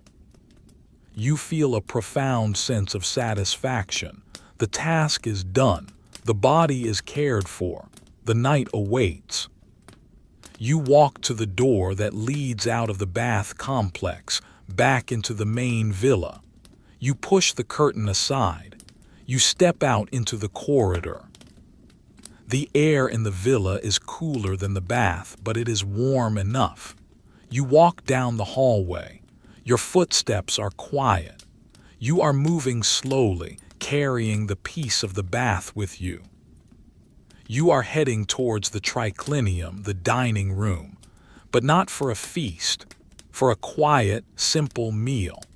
A meal to warm the belly as the bath has warmed the limbs. You pass a window, you look out. The moon has broken through the clouds. It shines on the snow-covered garden. The world outside is silver and black. It looks beautiful but distant. You are separated from it by stone and fire and wool. You are safe, you are warm, you are ready to rest. The corridor stretches out before you, a tunnel of shadows and warm light. You walk down it, a solitary figure in the heart of the sleeping house. The bath is behind you. The night is ahead. You leave the hushed sanctuary of the bathhouse, the heavy crimson curtain swinging shut behind you with a soft, final sigh. The corridor of the villa stretches out before you, long and dimly lit, a tunnel of shadow and stone that connects the humid world of water to the dry world of the household. The air here is cooler, settling against your skin with a gentle sobriety after the intense heat of the caldarium and the shocking clarity of the frigidarium. But you are armored now. Your skin is clean, your pores are sealed with fine oil, and your layers of wool, tunic, and heavy cloak hold a reservoir of warmth close to your body. You are a walking hearth. Your sandals make a soft, rhythmic sound on the slate floor. Slap, step, slap, step. It is the only sound in the wing. The servants have finished their evening rounds. The lamps have been trimmed and filled, their flames standing like tiny, motionless sentinels in the niches along the wall. The villa is winding down, its great stone lungs breathing slowly in the winter night. You are moving towards the culina, the kitchen. Not for a feast, the hour for heavy dining has passed, but for a final, grounding act before sleep. A warm drink, something to heat the stomach as the bath heated the limbs. The corridor opens up as you approach the service quarters. The smell of the bath, damp stone and bay laurel fades, replaced by the drier, earthier scents of the house. Wood smoke, dried herbs, the faint, yeasty ghost of bread baked earlier in the day. It is a comforting smell, the smell of sustenance and survival. You push open the door to the kitchen. It is a large, utilitarian room, its ceiling blackened by decades of smoke. The main fires have been banked for the night, reduced to glowing mounds of ash and charcoal in the great stone hearth that dominates the far wall. The heat here is different from the bath. It is dry, smoky, radiating from the bricks themselves. A few iron pots sit near the embers, keeping warm.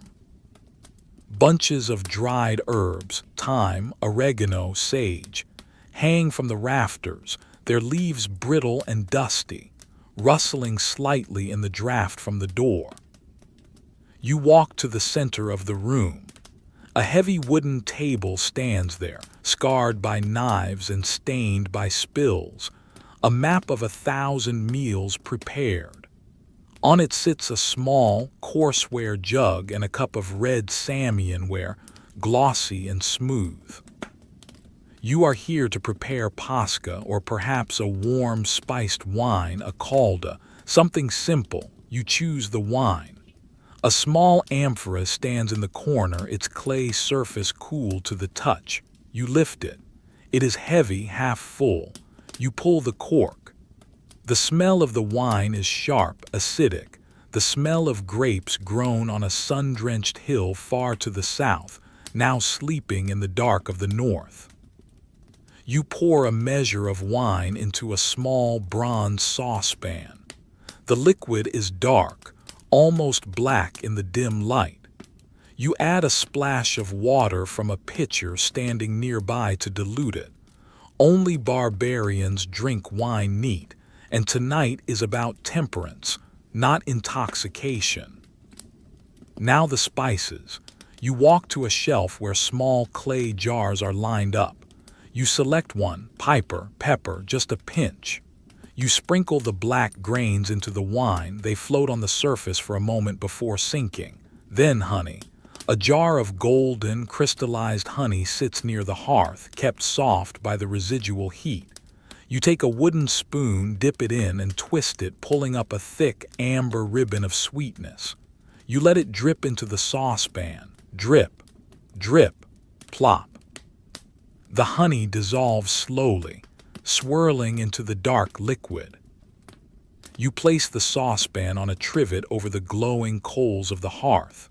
You do not want it to boil, only to warm. You crouch down, watching the pot. The heat from the embers warms your face, a dry, prickly heat that contrasts with the moist heat of the bath. You watch the surface of the wine. A wisp of steam begins to rise. A small bubble forms at the edge, then another. The smell of the warm wine, the pepper, and the honey rises up, a rich, heady fragrance that promises comfort. You stir it gently with the wooden spoon. Swish, swish. The spoon scrapes against the bronze bottom of the pan. It is a lonely sound, but a peaceful one. When the steam is steady, you lift the pan from the fire. You pour the steaming liquid into the Samian cup.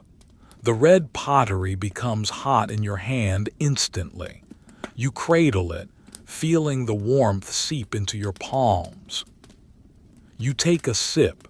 It is hot, sweet, spicy. It travels down your throat like a line of fire, settling in your stomach with a heavy, satisfying warmth. It is the perfect coda to the bath. You leave the kitchen, carrying your cup.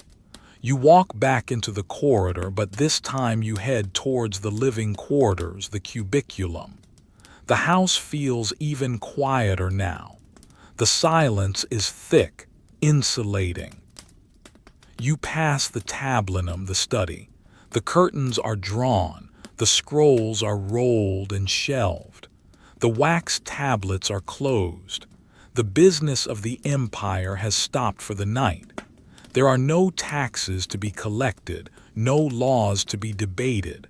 There is only the winter. You reach your room. The door is heavy wood polished to a deep shine. You push it open. The room is small, intimate. The walls are painted in panels of deep ochre and cinnabar, warm colors that enclose you. A single oil lamp burns on a small table by the bed, casting a pool of golden light on the pillow. The bed itself is a sturdy wooden frame, strung with ropes and piled high with mattresses of wool and feather. It is covered with layers of blankets, heavy wool, dyed in rich purples and greens, and furs, the pelts of wolves and bears, soft and thick. The room is warm. A brazier stands in the corner, its coals glowing softly under a layer of ash. The hypocaust runs beneath the floor here too, keeping the mosaic tiles pleasantly tepid. You place your cup on the bedside table. You unclasp your cloak. The heavy wool falls from your shoulders, landing on a chest at the foot of the bed with a soft whump. You are lighter now. You untie your belt. You pull your tunic off. You are naked again, but only for a moment. You reach for your sleeping tunic, a garment of fine, brushed linen worn soft by years of washing. It is white, simple. You pull it over your head. It falls around you, cool and smooth against your oiled skin. You sit on the edge of the bed. The mattress sinks under your weight. It creaks softly. Kriak, a sound of welcome. You pick up the cup of wine again.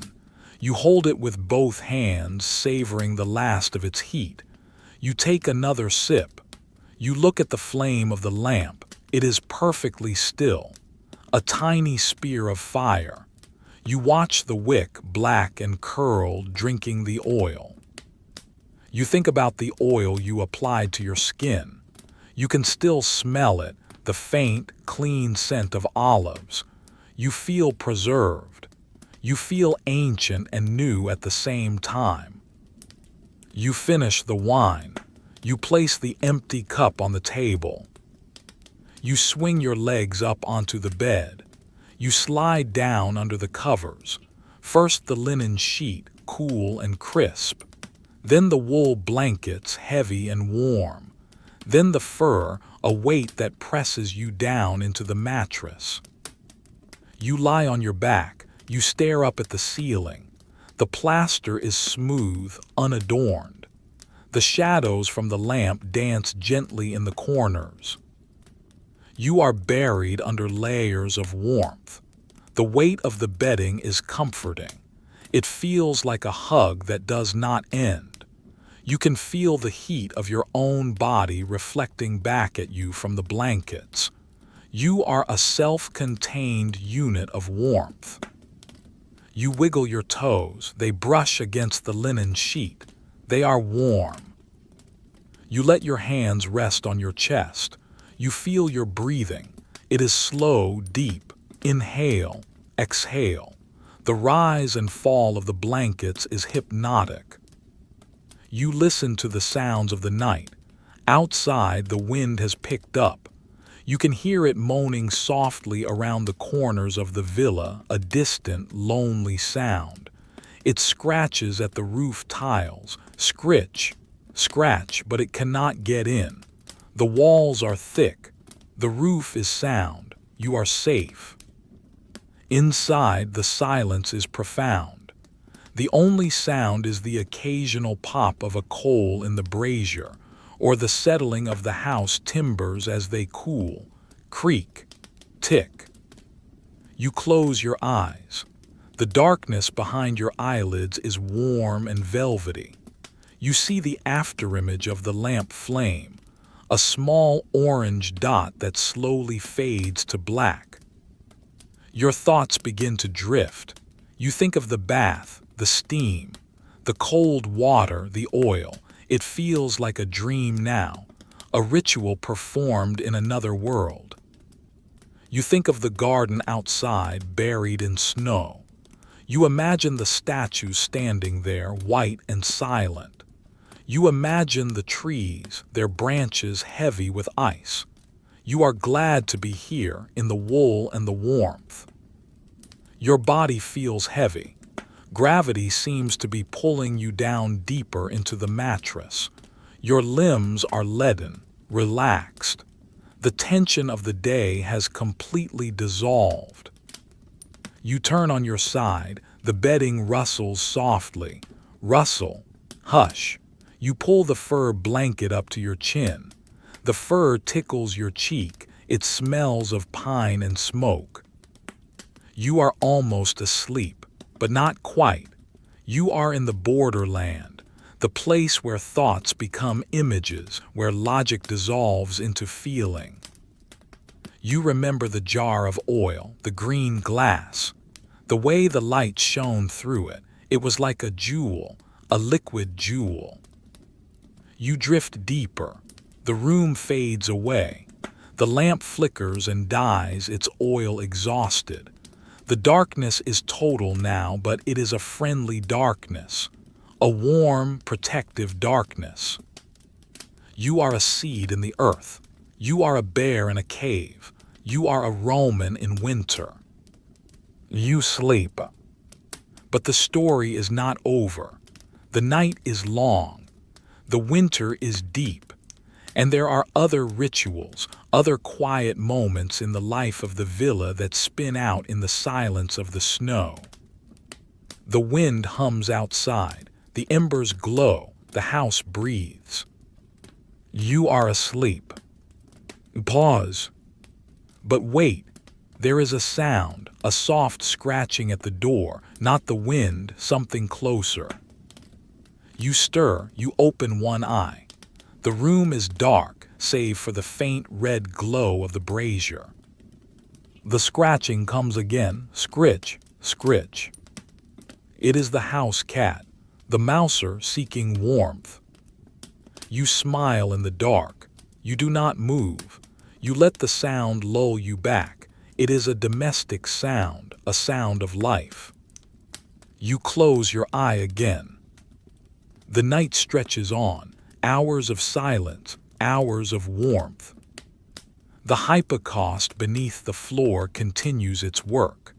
The slave at the furnace, far away, throws another log on the fire. The heat travels through the ducts, under the floor, rising up to keep you warm. It is an invisible river of heat. You are floating on it. Drifting. Drifting. The snow falls outside, flake after flake, adding to the blanket on the roof, adding to the silence. The world is white and black and gray, but you are gold and red and warm. You are the center of the warmth. Sleep takes you again, deeper this time, into the dreamless sleep of the well-bathed, the well-oiled, the well-fed. The perfect sleep of winter. The night deepens.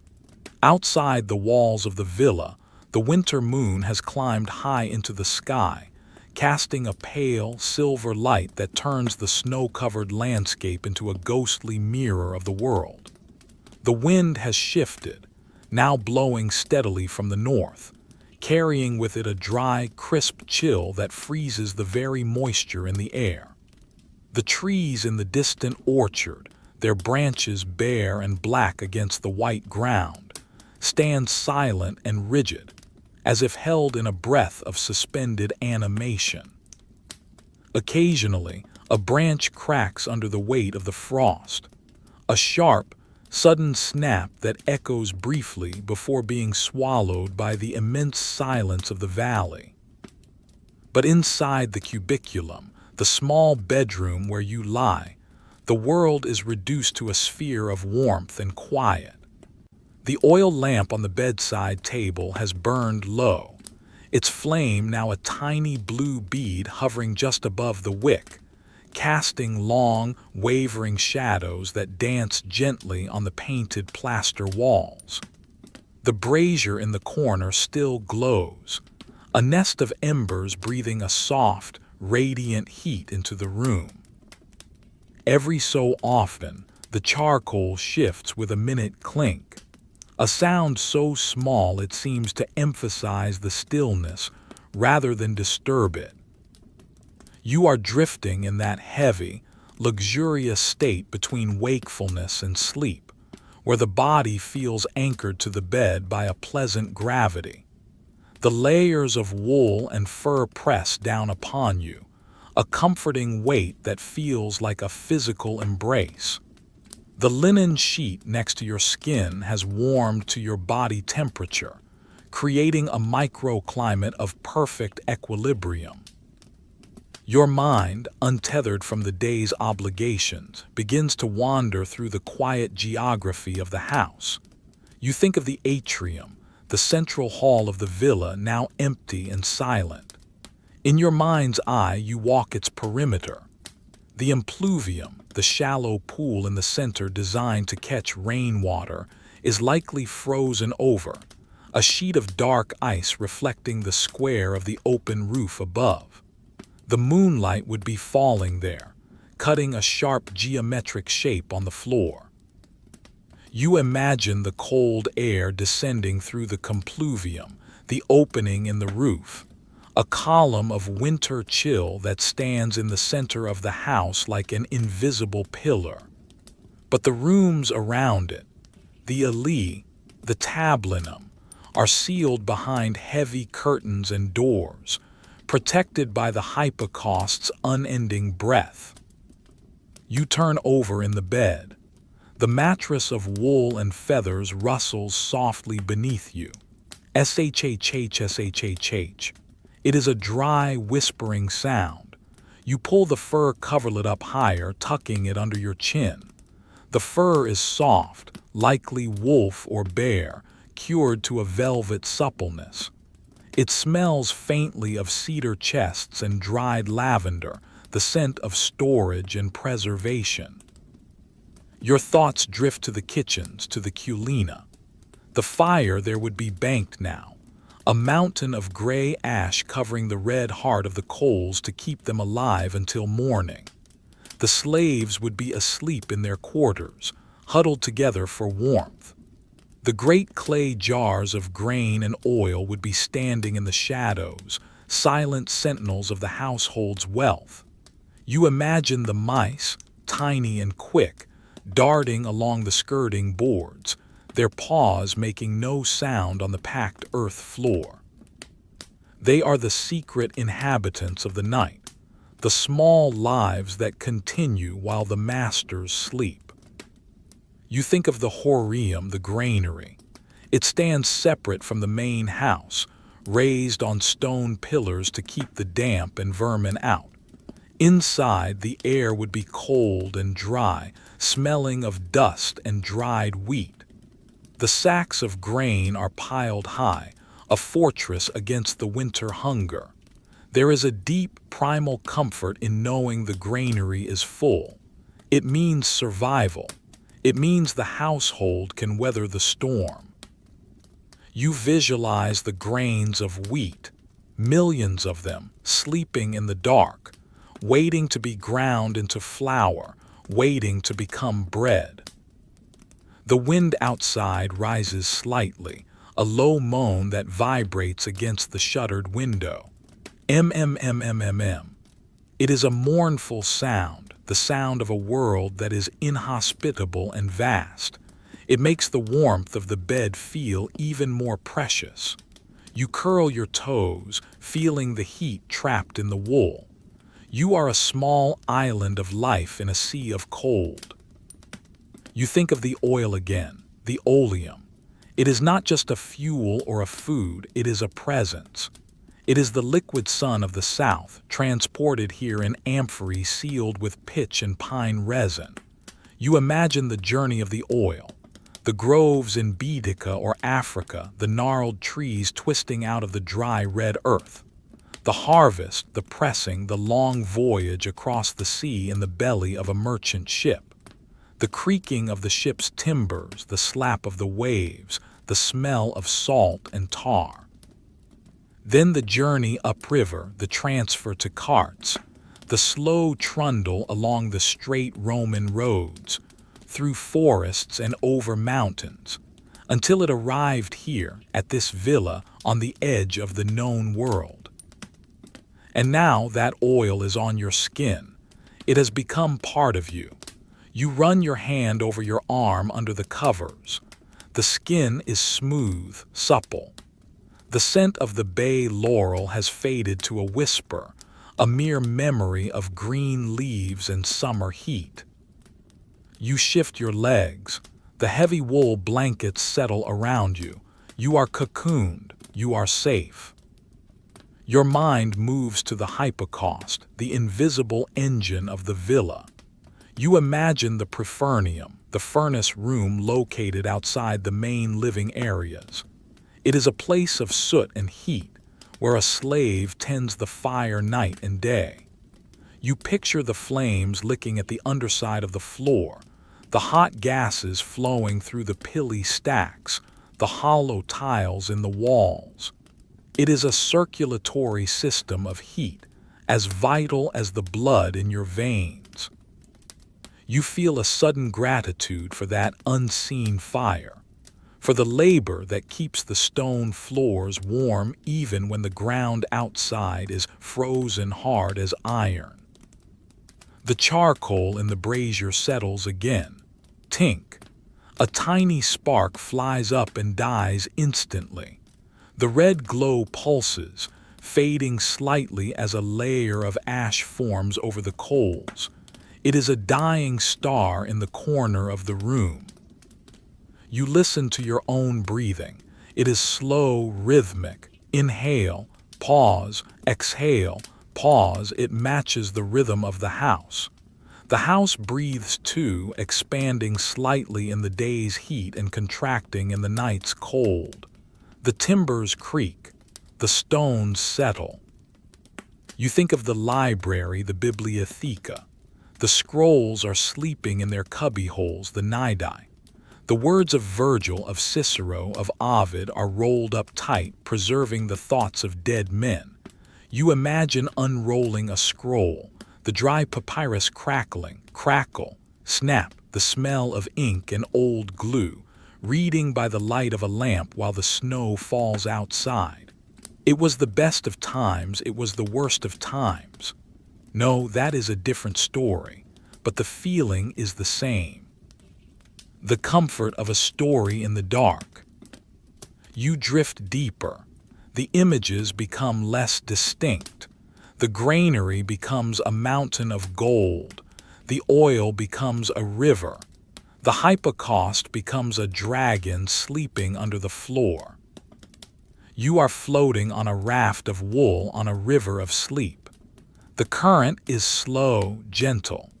It carries you away from the shore of wakefulness, towards the deep ocean of dreams. Suddenly, a sound from the corridor outside. Soft footsteps, pad, pad, pad, not a person, too light. It is the dog, the old hunting hound, wandering the halls, checking the perimeter. You imagine him sniffing at the door, his wet nose twitching. He smells you. He knows you are there. He moves on. Pad, pad, pad. The sound fades down the hallway. The silence returns, heavier than before. It presses against your ears like cotton wool. You turn your face into the pillow. The linen is cool against your cheek. You close your eyes tighter. You visualize the color black. Not a menacing black, but a soft, velvet black. A black that absorbs everything. You count sheep, not real sheep, but the sheep of the imagination. They are jumping over a low stone wall in a green meadow. 1 sheep, jump. 2 sheep, jump. 3 sheep, jump. Their wool is white and fluffy. They land softly on the grass. Thump. 4 sheep, jump. The counting becomes a rhythm, a mantra. It pushes away the last remaining thoughts of the day. You are almost there. The border is dissolving. The room is gone. The villa is gone. There is only the sensation of warmth and weight. You feel a twitch in your leg, a muscle releasing the last of its tension. It is a small spasm, a hypnic jerk. It startles you for a second, pulling you back to the surface. You open your eyes. The room is still there. The lamp is still burning, though very low now. The shadows have lengthened, stretching across the ceiling like long, thin fingers. You take a deep breath. You let it out slowly, a long sigh that empties your lungs. You sink back down. The interruption was momentary.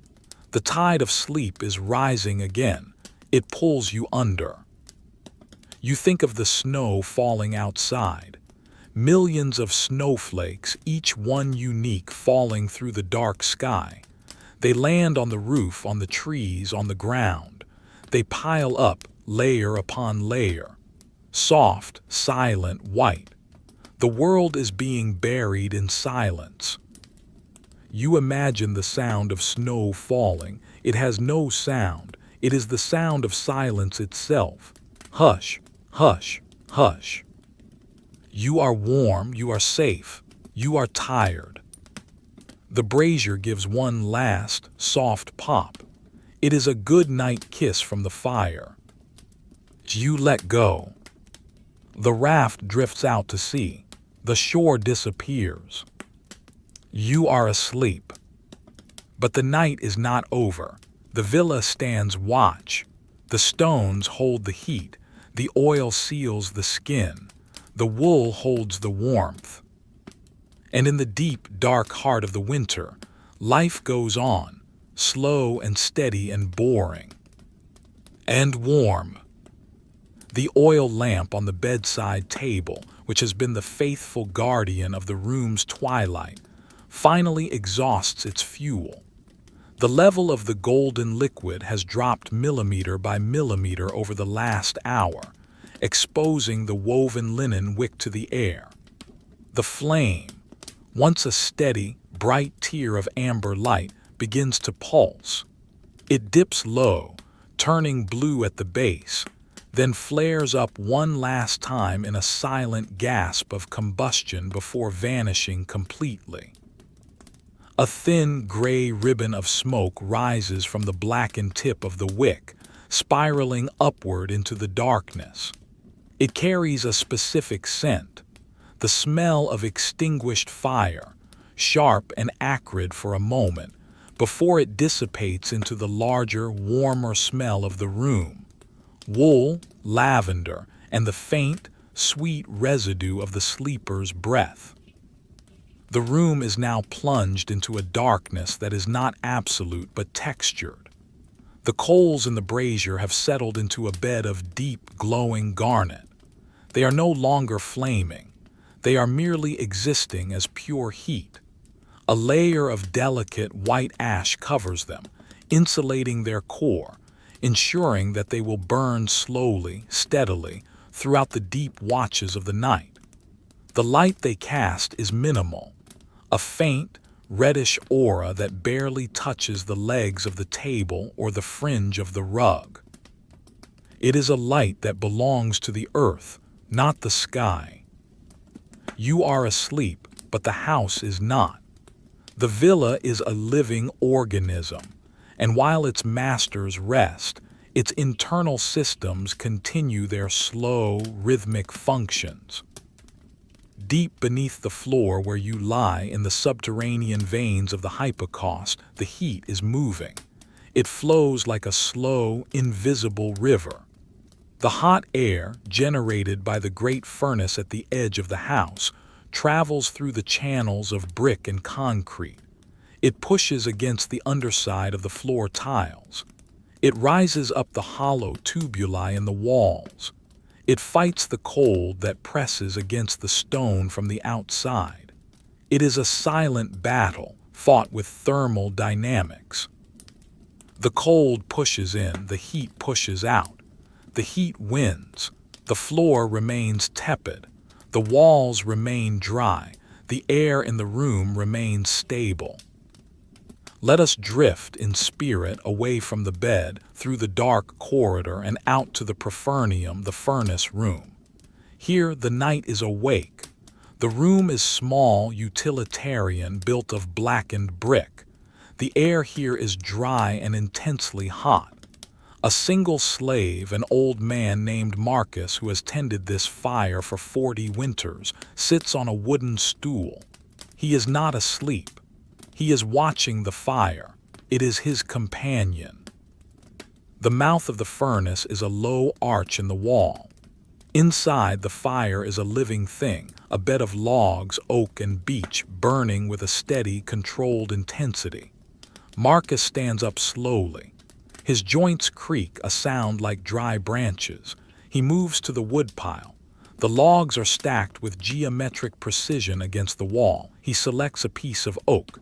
It is heavy, dense, the bark rough against his calloused hands. He weighs it. It is good wood. It has been seasoned for 2 years. It will burn long and hot. He walks to the furnace mouth. He uses an iron rake to push the existing embers back, creating a hollow in the center of the fire. Scrape, scrape. The sound of iron on stone is harsh but rhythmic. He places the new log into the heart of the heat. He does not throw it, he places it. Thump. A shower of sparks flies up, swirling into the flue, disappearing into the dark throat of the chimney. Marcus sits back down. He watches the new log catch. First, the bark begins to smoke. Then a small tongue of blue flame licks at the edge. Then the wood cracks open and the yellow fire takes hold. Crackle, pop. The sound is comforting to him. It is the sound of the house being kept alive. He wipes his brow with a rag. He takes a sip of water from a clay jug. He is the keeper of the warmth. He is the reason you are sleeping soundly. We leave Marcus to his vigil and drift upwards, out of the furnace room, into the cold night air. Outside, the snow is still falling. It has been falling for hours. The world has been erased. The garden paths are gone. The low hedges are gone. The fountain is merely a mound of white. The snow falls straight down, heavy and silent. There is no wind now. The air is perfectly still. The snowflakes land on the roof tiles. Hush, hush, hush. Millions of tiny impacts, softer than a whisper. They pile up, interlocking their crystalline arms, forming a blanket of insulation over the house. The villa is wearing a hat of snow. This, too, helps to keep the heat in. The snow seals the gaps. It muffles the world. In the center of the peristyle garden, a bronze statue of a faun stands frozen. Snow has accumulated on his shoulders, on his head, in the crook of his arm. He holds a flute to his lips, but he plays no song. He is patient. He waits for spring. But spring is a long way off. Tonight, he is a statue of winter. We move back inside, slipping through a crack in the shutter, back into the warmth. We float through the atrium. The great hall is a cavern of shadows. The impluvium pool is indeed frozen, a dark mirror of ice. But the air here is not freezing. It is merely cool. The heat from the surrounding rooms bleeds into the hall, keeping the worst of the chill at bay. On a table near the entrance, a silver bowl sits. It is empty, waiting for the morning's visitors. A single speck of dust floats down from the rafters. It drifts through the darkness, catching a stray beam of moonlight that has penetrated the roof. It dances, spins, and lands on the polished silver surface. Plink. Silence returns. Back in the cubiculum, you stir. The body has its own rhythms, independent of the mind. The heat of the bed, the dryness of the air has created a thirst. It is a small signal rising from the throat to the brain. Water. You shift in the bed. The wool blankets are heavy, resisting your movement. You push them down slightly. The air of the room feels cool on your shoulders compared to the sauna-like heat under the covers. It is a pleasant contrast. You open your eyes. The room is dark, but your eyes have adjusted. You can see the outline of the window, the glow of the brazier. You are disoriented for a moment. Where are you? Ah, yes, the bed, the winter, the safety. You reach out a hand towards the bedside table. Your fingers brush against the smooth, cold clay of the water jug. You find the handle, you lift it. The jug is heavy. You bring it to your lips. The water is cool. It tastes of the earth of the clay vessel. You take a sip, glug. The liquid travels down your throat, cooling the dryness. It is incredibly refreshing.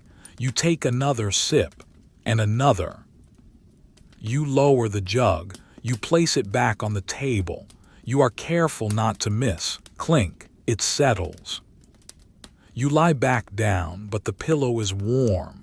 You need the cool side. You lift your head. You grab the pillow, a linen sack stuffed with goose down, and flip it over. Flump. You lay your head back down.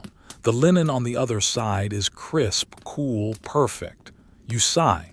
H.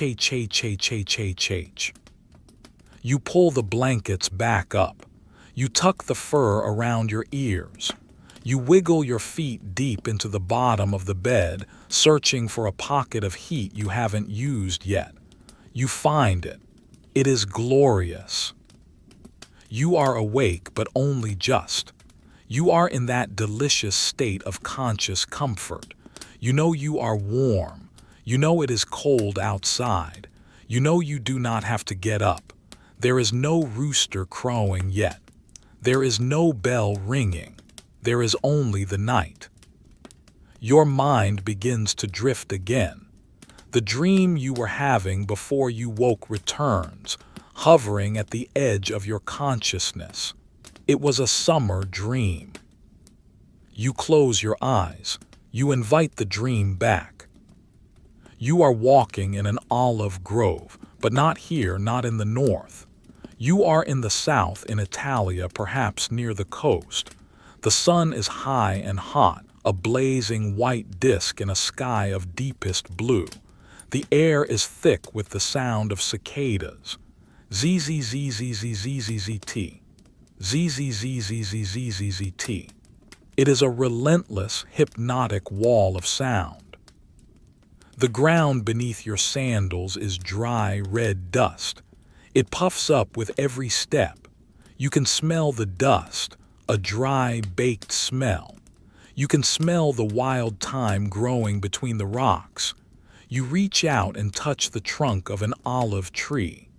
The bark is rough, gray, twisted like an old rope. It is warm from the sun. You walk further. You see a stone wall built of loose rocks baking in the heat. A lizard sits on top of it, green and motionless, soaking up the warmth. You stop. You watch the lizard. It blinks once. It does not move. In the dream, you are thirsty just as you were in the bed. You find a stream. The water flows over white stones. It is crystal clear. You kneel down. You cup your hands. The water is cold, shocking against your sun-warmed skin. You splash it on your face. The sensation of the water in the dream merges with the sensation of the cool pillow in reality. The boundaries blur. The cicadas in the dream sound like the hissing of the wind outside the villa. The heat of the sun in the dream feels like the heat of the blankets. You are floating between two worlds, the winter world and the summer world. Both are safe. Both are yours. You roll over onto your side. Your arm dangles off the edge of the bed for a moment. The air near the floor is cooler. Your fingertips brush the rug. The wool of the rug is coarse, knotty. You trace the pattern with your finger, a spiral, a line, a knot. You pull your arm back in. It is too cool out there. You retreat into the fortress of the bed. You are breathing deeply again. The rhythm returns. In the corner of the room, the shadows seem to lengthen. They are protective spirits guarding the sleeper. The Lares and Penates, the household gods, they are watching. They are satisfied. The master is resting. The house is in order. A timber in the roof groans softly. Irk. It is the wood contracting as the temperature outside drops further. It is the coldest part of the night, the hour of the wolf, the hour when the sun is furthest away. But the hypocaust fights on. Marcus, down in the furnace room, throws another log on the fire. Thump, the sparks fly, the heat rises, the floor stays warm. You are sinking deeper now. The summer dream fades, replaced by something more abstract, shapes and colors, a field of golden wheat waving in the wind, a sea of honey, a cloud of wool. You are a Roman citizen. You are a part of the empire, and the empire provides. It provides stone walls. It provides straight roads. It provides olive oil. It provides this bed. You feel a profound sense of boredom. It is a heavy, beautiful boredom. There is nothing to worry about. The legions are guarding the borders. The grain is in the granary. The oil is in the jar. The door is locked. You are simply a body in a bed, suspended in time. You count the breaths. 1. The air is cool in the nose. 2. The chest rises against the blanket. 3. The heart beats slow and steady. 4. The warmth spreads to the toes. 5. The darkness is soft. You can hear the blood rushing in your ears. A soft whoosh, whoosh. It sounds like the sea. You wonder briefly about the morning. What will it bring? Porridge, bread, a walk in the snow. But the thought is too heavy to hold. It slips away. Morning is years away, decades away. There is only now. There is a small itch on your ankle. You rub it with your other foot.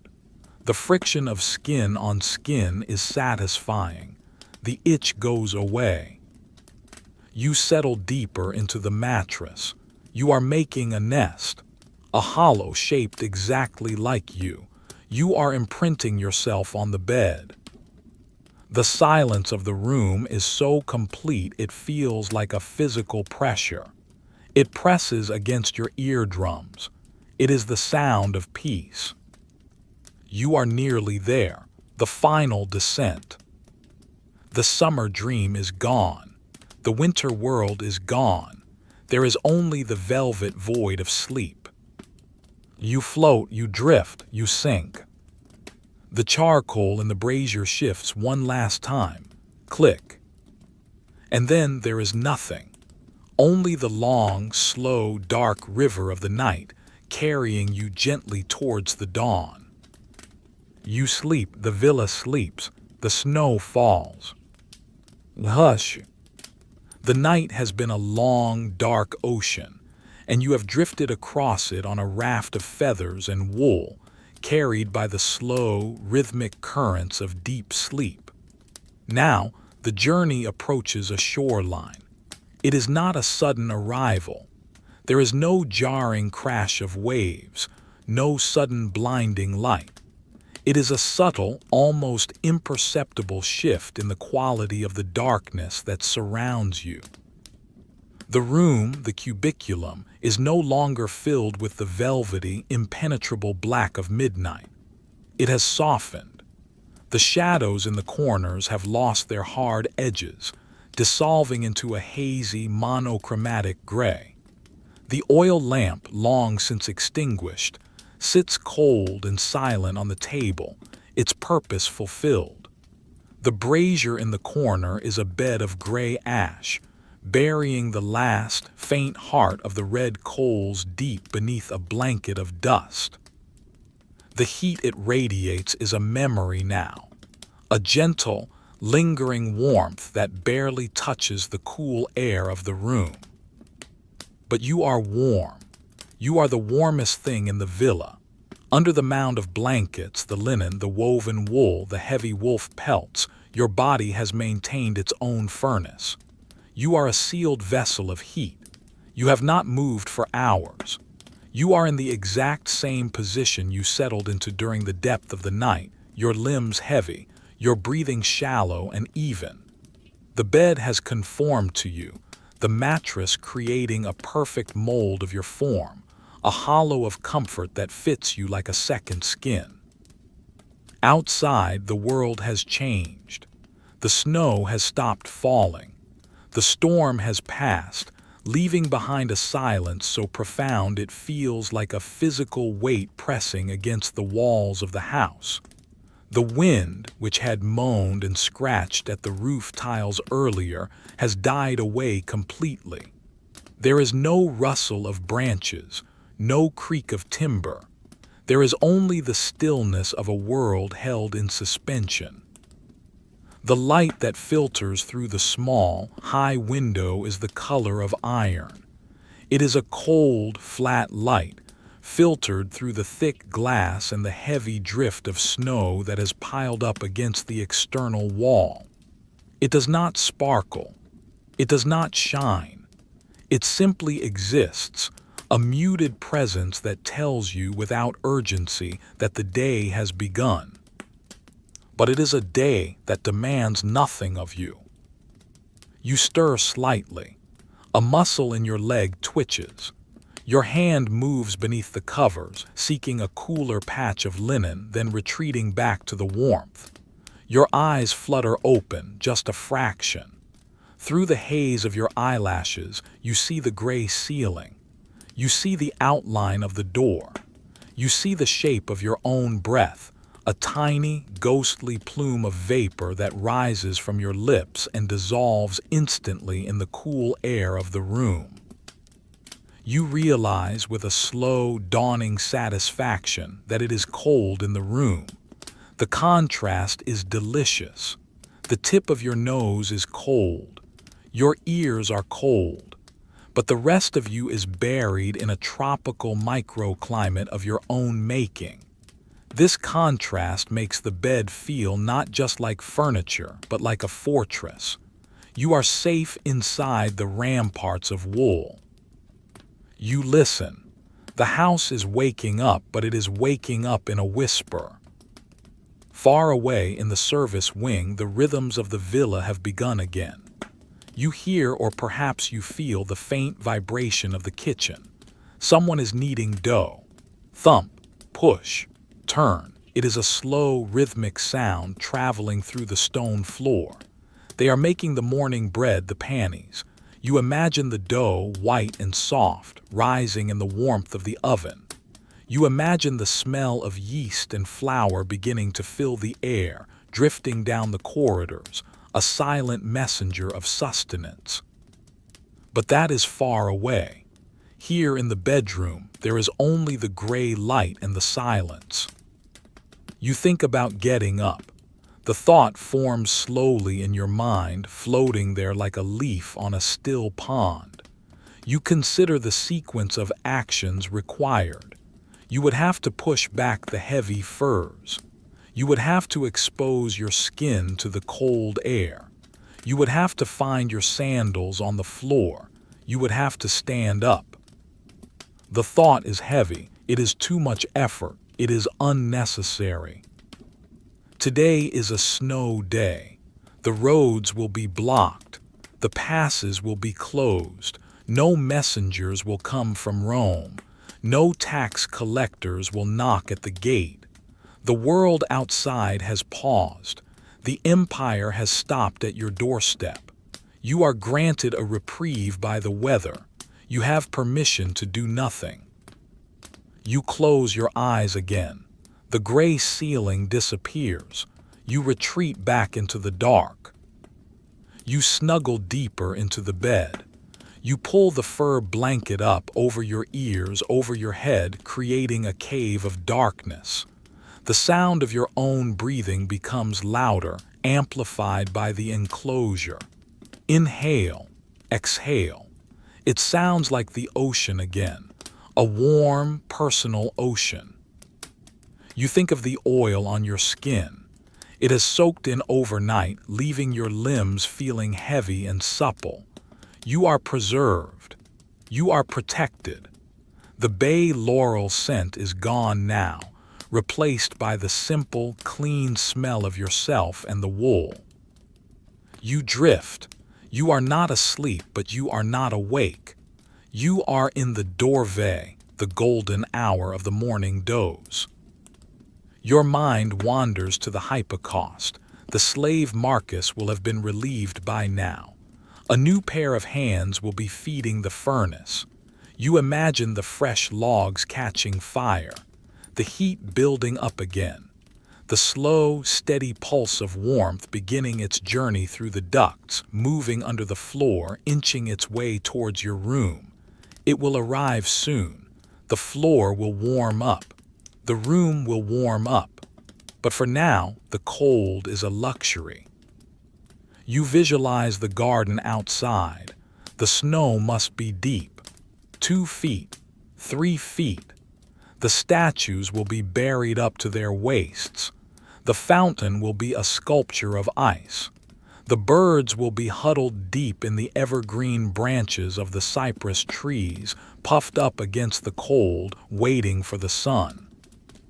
But there is no sun today, only the gray sky. A sky of clouds, thick and heavy, promising more snow later. This thought pleases you. More snow means more silence. More silence means more peace. You decide in the quiet counsel of your own mind that you will not leave the bed until the sun is high, or as high as it gets in this winter sky. You will stay here. You will let the morning pass.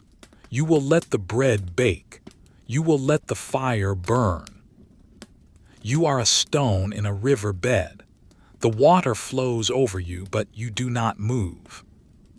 A faint sound reaches you. The sound of a broom sweeping stone. Swish, swish, swish. Someone is sweeping the snow from the peristyle walkway. It is a rhythmic, hypnotic sound. It is the sound of order being restored slowly, methodically. It is a boring sound. It is a comforting sound. You match your breathing to the rhythm of the broom. Swish, inhale, swish, exhale, swish, inhale, swish, exhale. The sound fades as the sweeper moves away, around the corner of the house.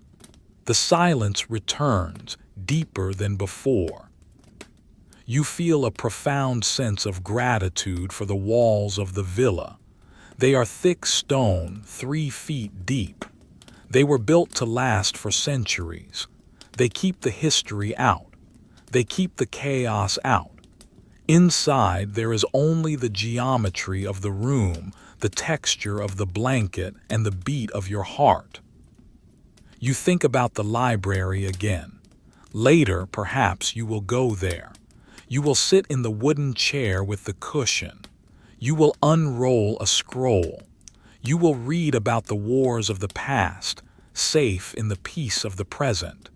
You will read about the heat of the desert while the snow falls against the window. The contrast will be beautiful. But not yet. That is an ambition for the afternoon. The morning belongs to the bed. Your feet find a spot at the very bottom of the bed that is still warm from the night. You press your soles against the mattress. The sensation travels up your legs. It is a grounding feeling. You are anchored. You let your mind dissolve the room. The walls fade away. The window fades away. There is only the sensation of floating. You are floating in a white void. It is the white of the snow. Soft, endless, muffled white. You are a snowflake falling. You are drifting down through the gray sky. There is no wind to blow you off course. You are falling straight down. It takes a long time. You watch the ground approaching. It is a soft bed of white. You land. Poof. Silence. You are part of the blanket now. The image fades. You are back in the bed. You are bored, wonderfully, perfectly bored. There is no adrenaline in your system. There is no anxiety. There is no list of tasks. There is only the biological imperative to rest. You think of the bath again, the cycle of the water, hot, warm, cold. It seems like a distant memory, something that happened in another life. But the effect remains. Your body is calm. Your muscles are loose. You are clean. You feel a hunger, a slow, rumbling hunger deep in your stomach. But it is not urgent. It is a patient hunger. It knows that bread is baking. It knows that porridge is bubbling in a pot somewhere. It knows that when you are ready, the food will be there. The anticipation is better than the meal. The waiting is the best part. You drift deeper. The gray light in the room seems to dim, even though the day is advancing. Your eyelids are heavy curtains. You draw them shut. You are going back to the sleep. It is waiting for you like a warm tide. You let go of the morning. You let go of the awareness of the room. You let go of the concept of time. There is no time here. There is only the season of rest. You sink down through the mattress, down through the floor, down into the earth. The earth is warm and dark. It holds you. The last thing you hear is the faint, very faint crackle of the new fire in the brazier, which someone must have entered silently to replenish while you dozed. A fresh coal catching the spark. Tick. It is a promise. The heat will continue. The cycle will continue. The safety will continue. You take one last deep breath. The air is cool, but the breath is warm. You exhale long and slow. You are asleep. The villa stands in the snow, a silent stone sentinel in a white world. The smoke rises from the chimney, a straight gray line against the gray sky. Inside, the heart of the house beats slow and steady. And you are part of it, safe, warm, bored, asleep.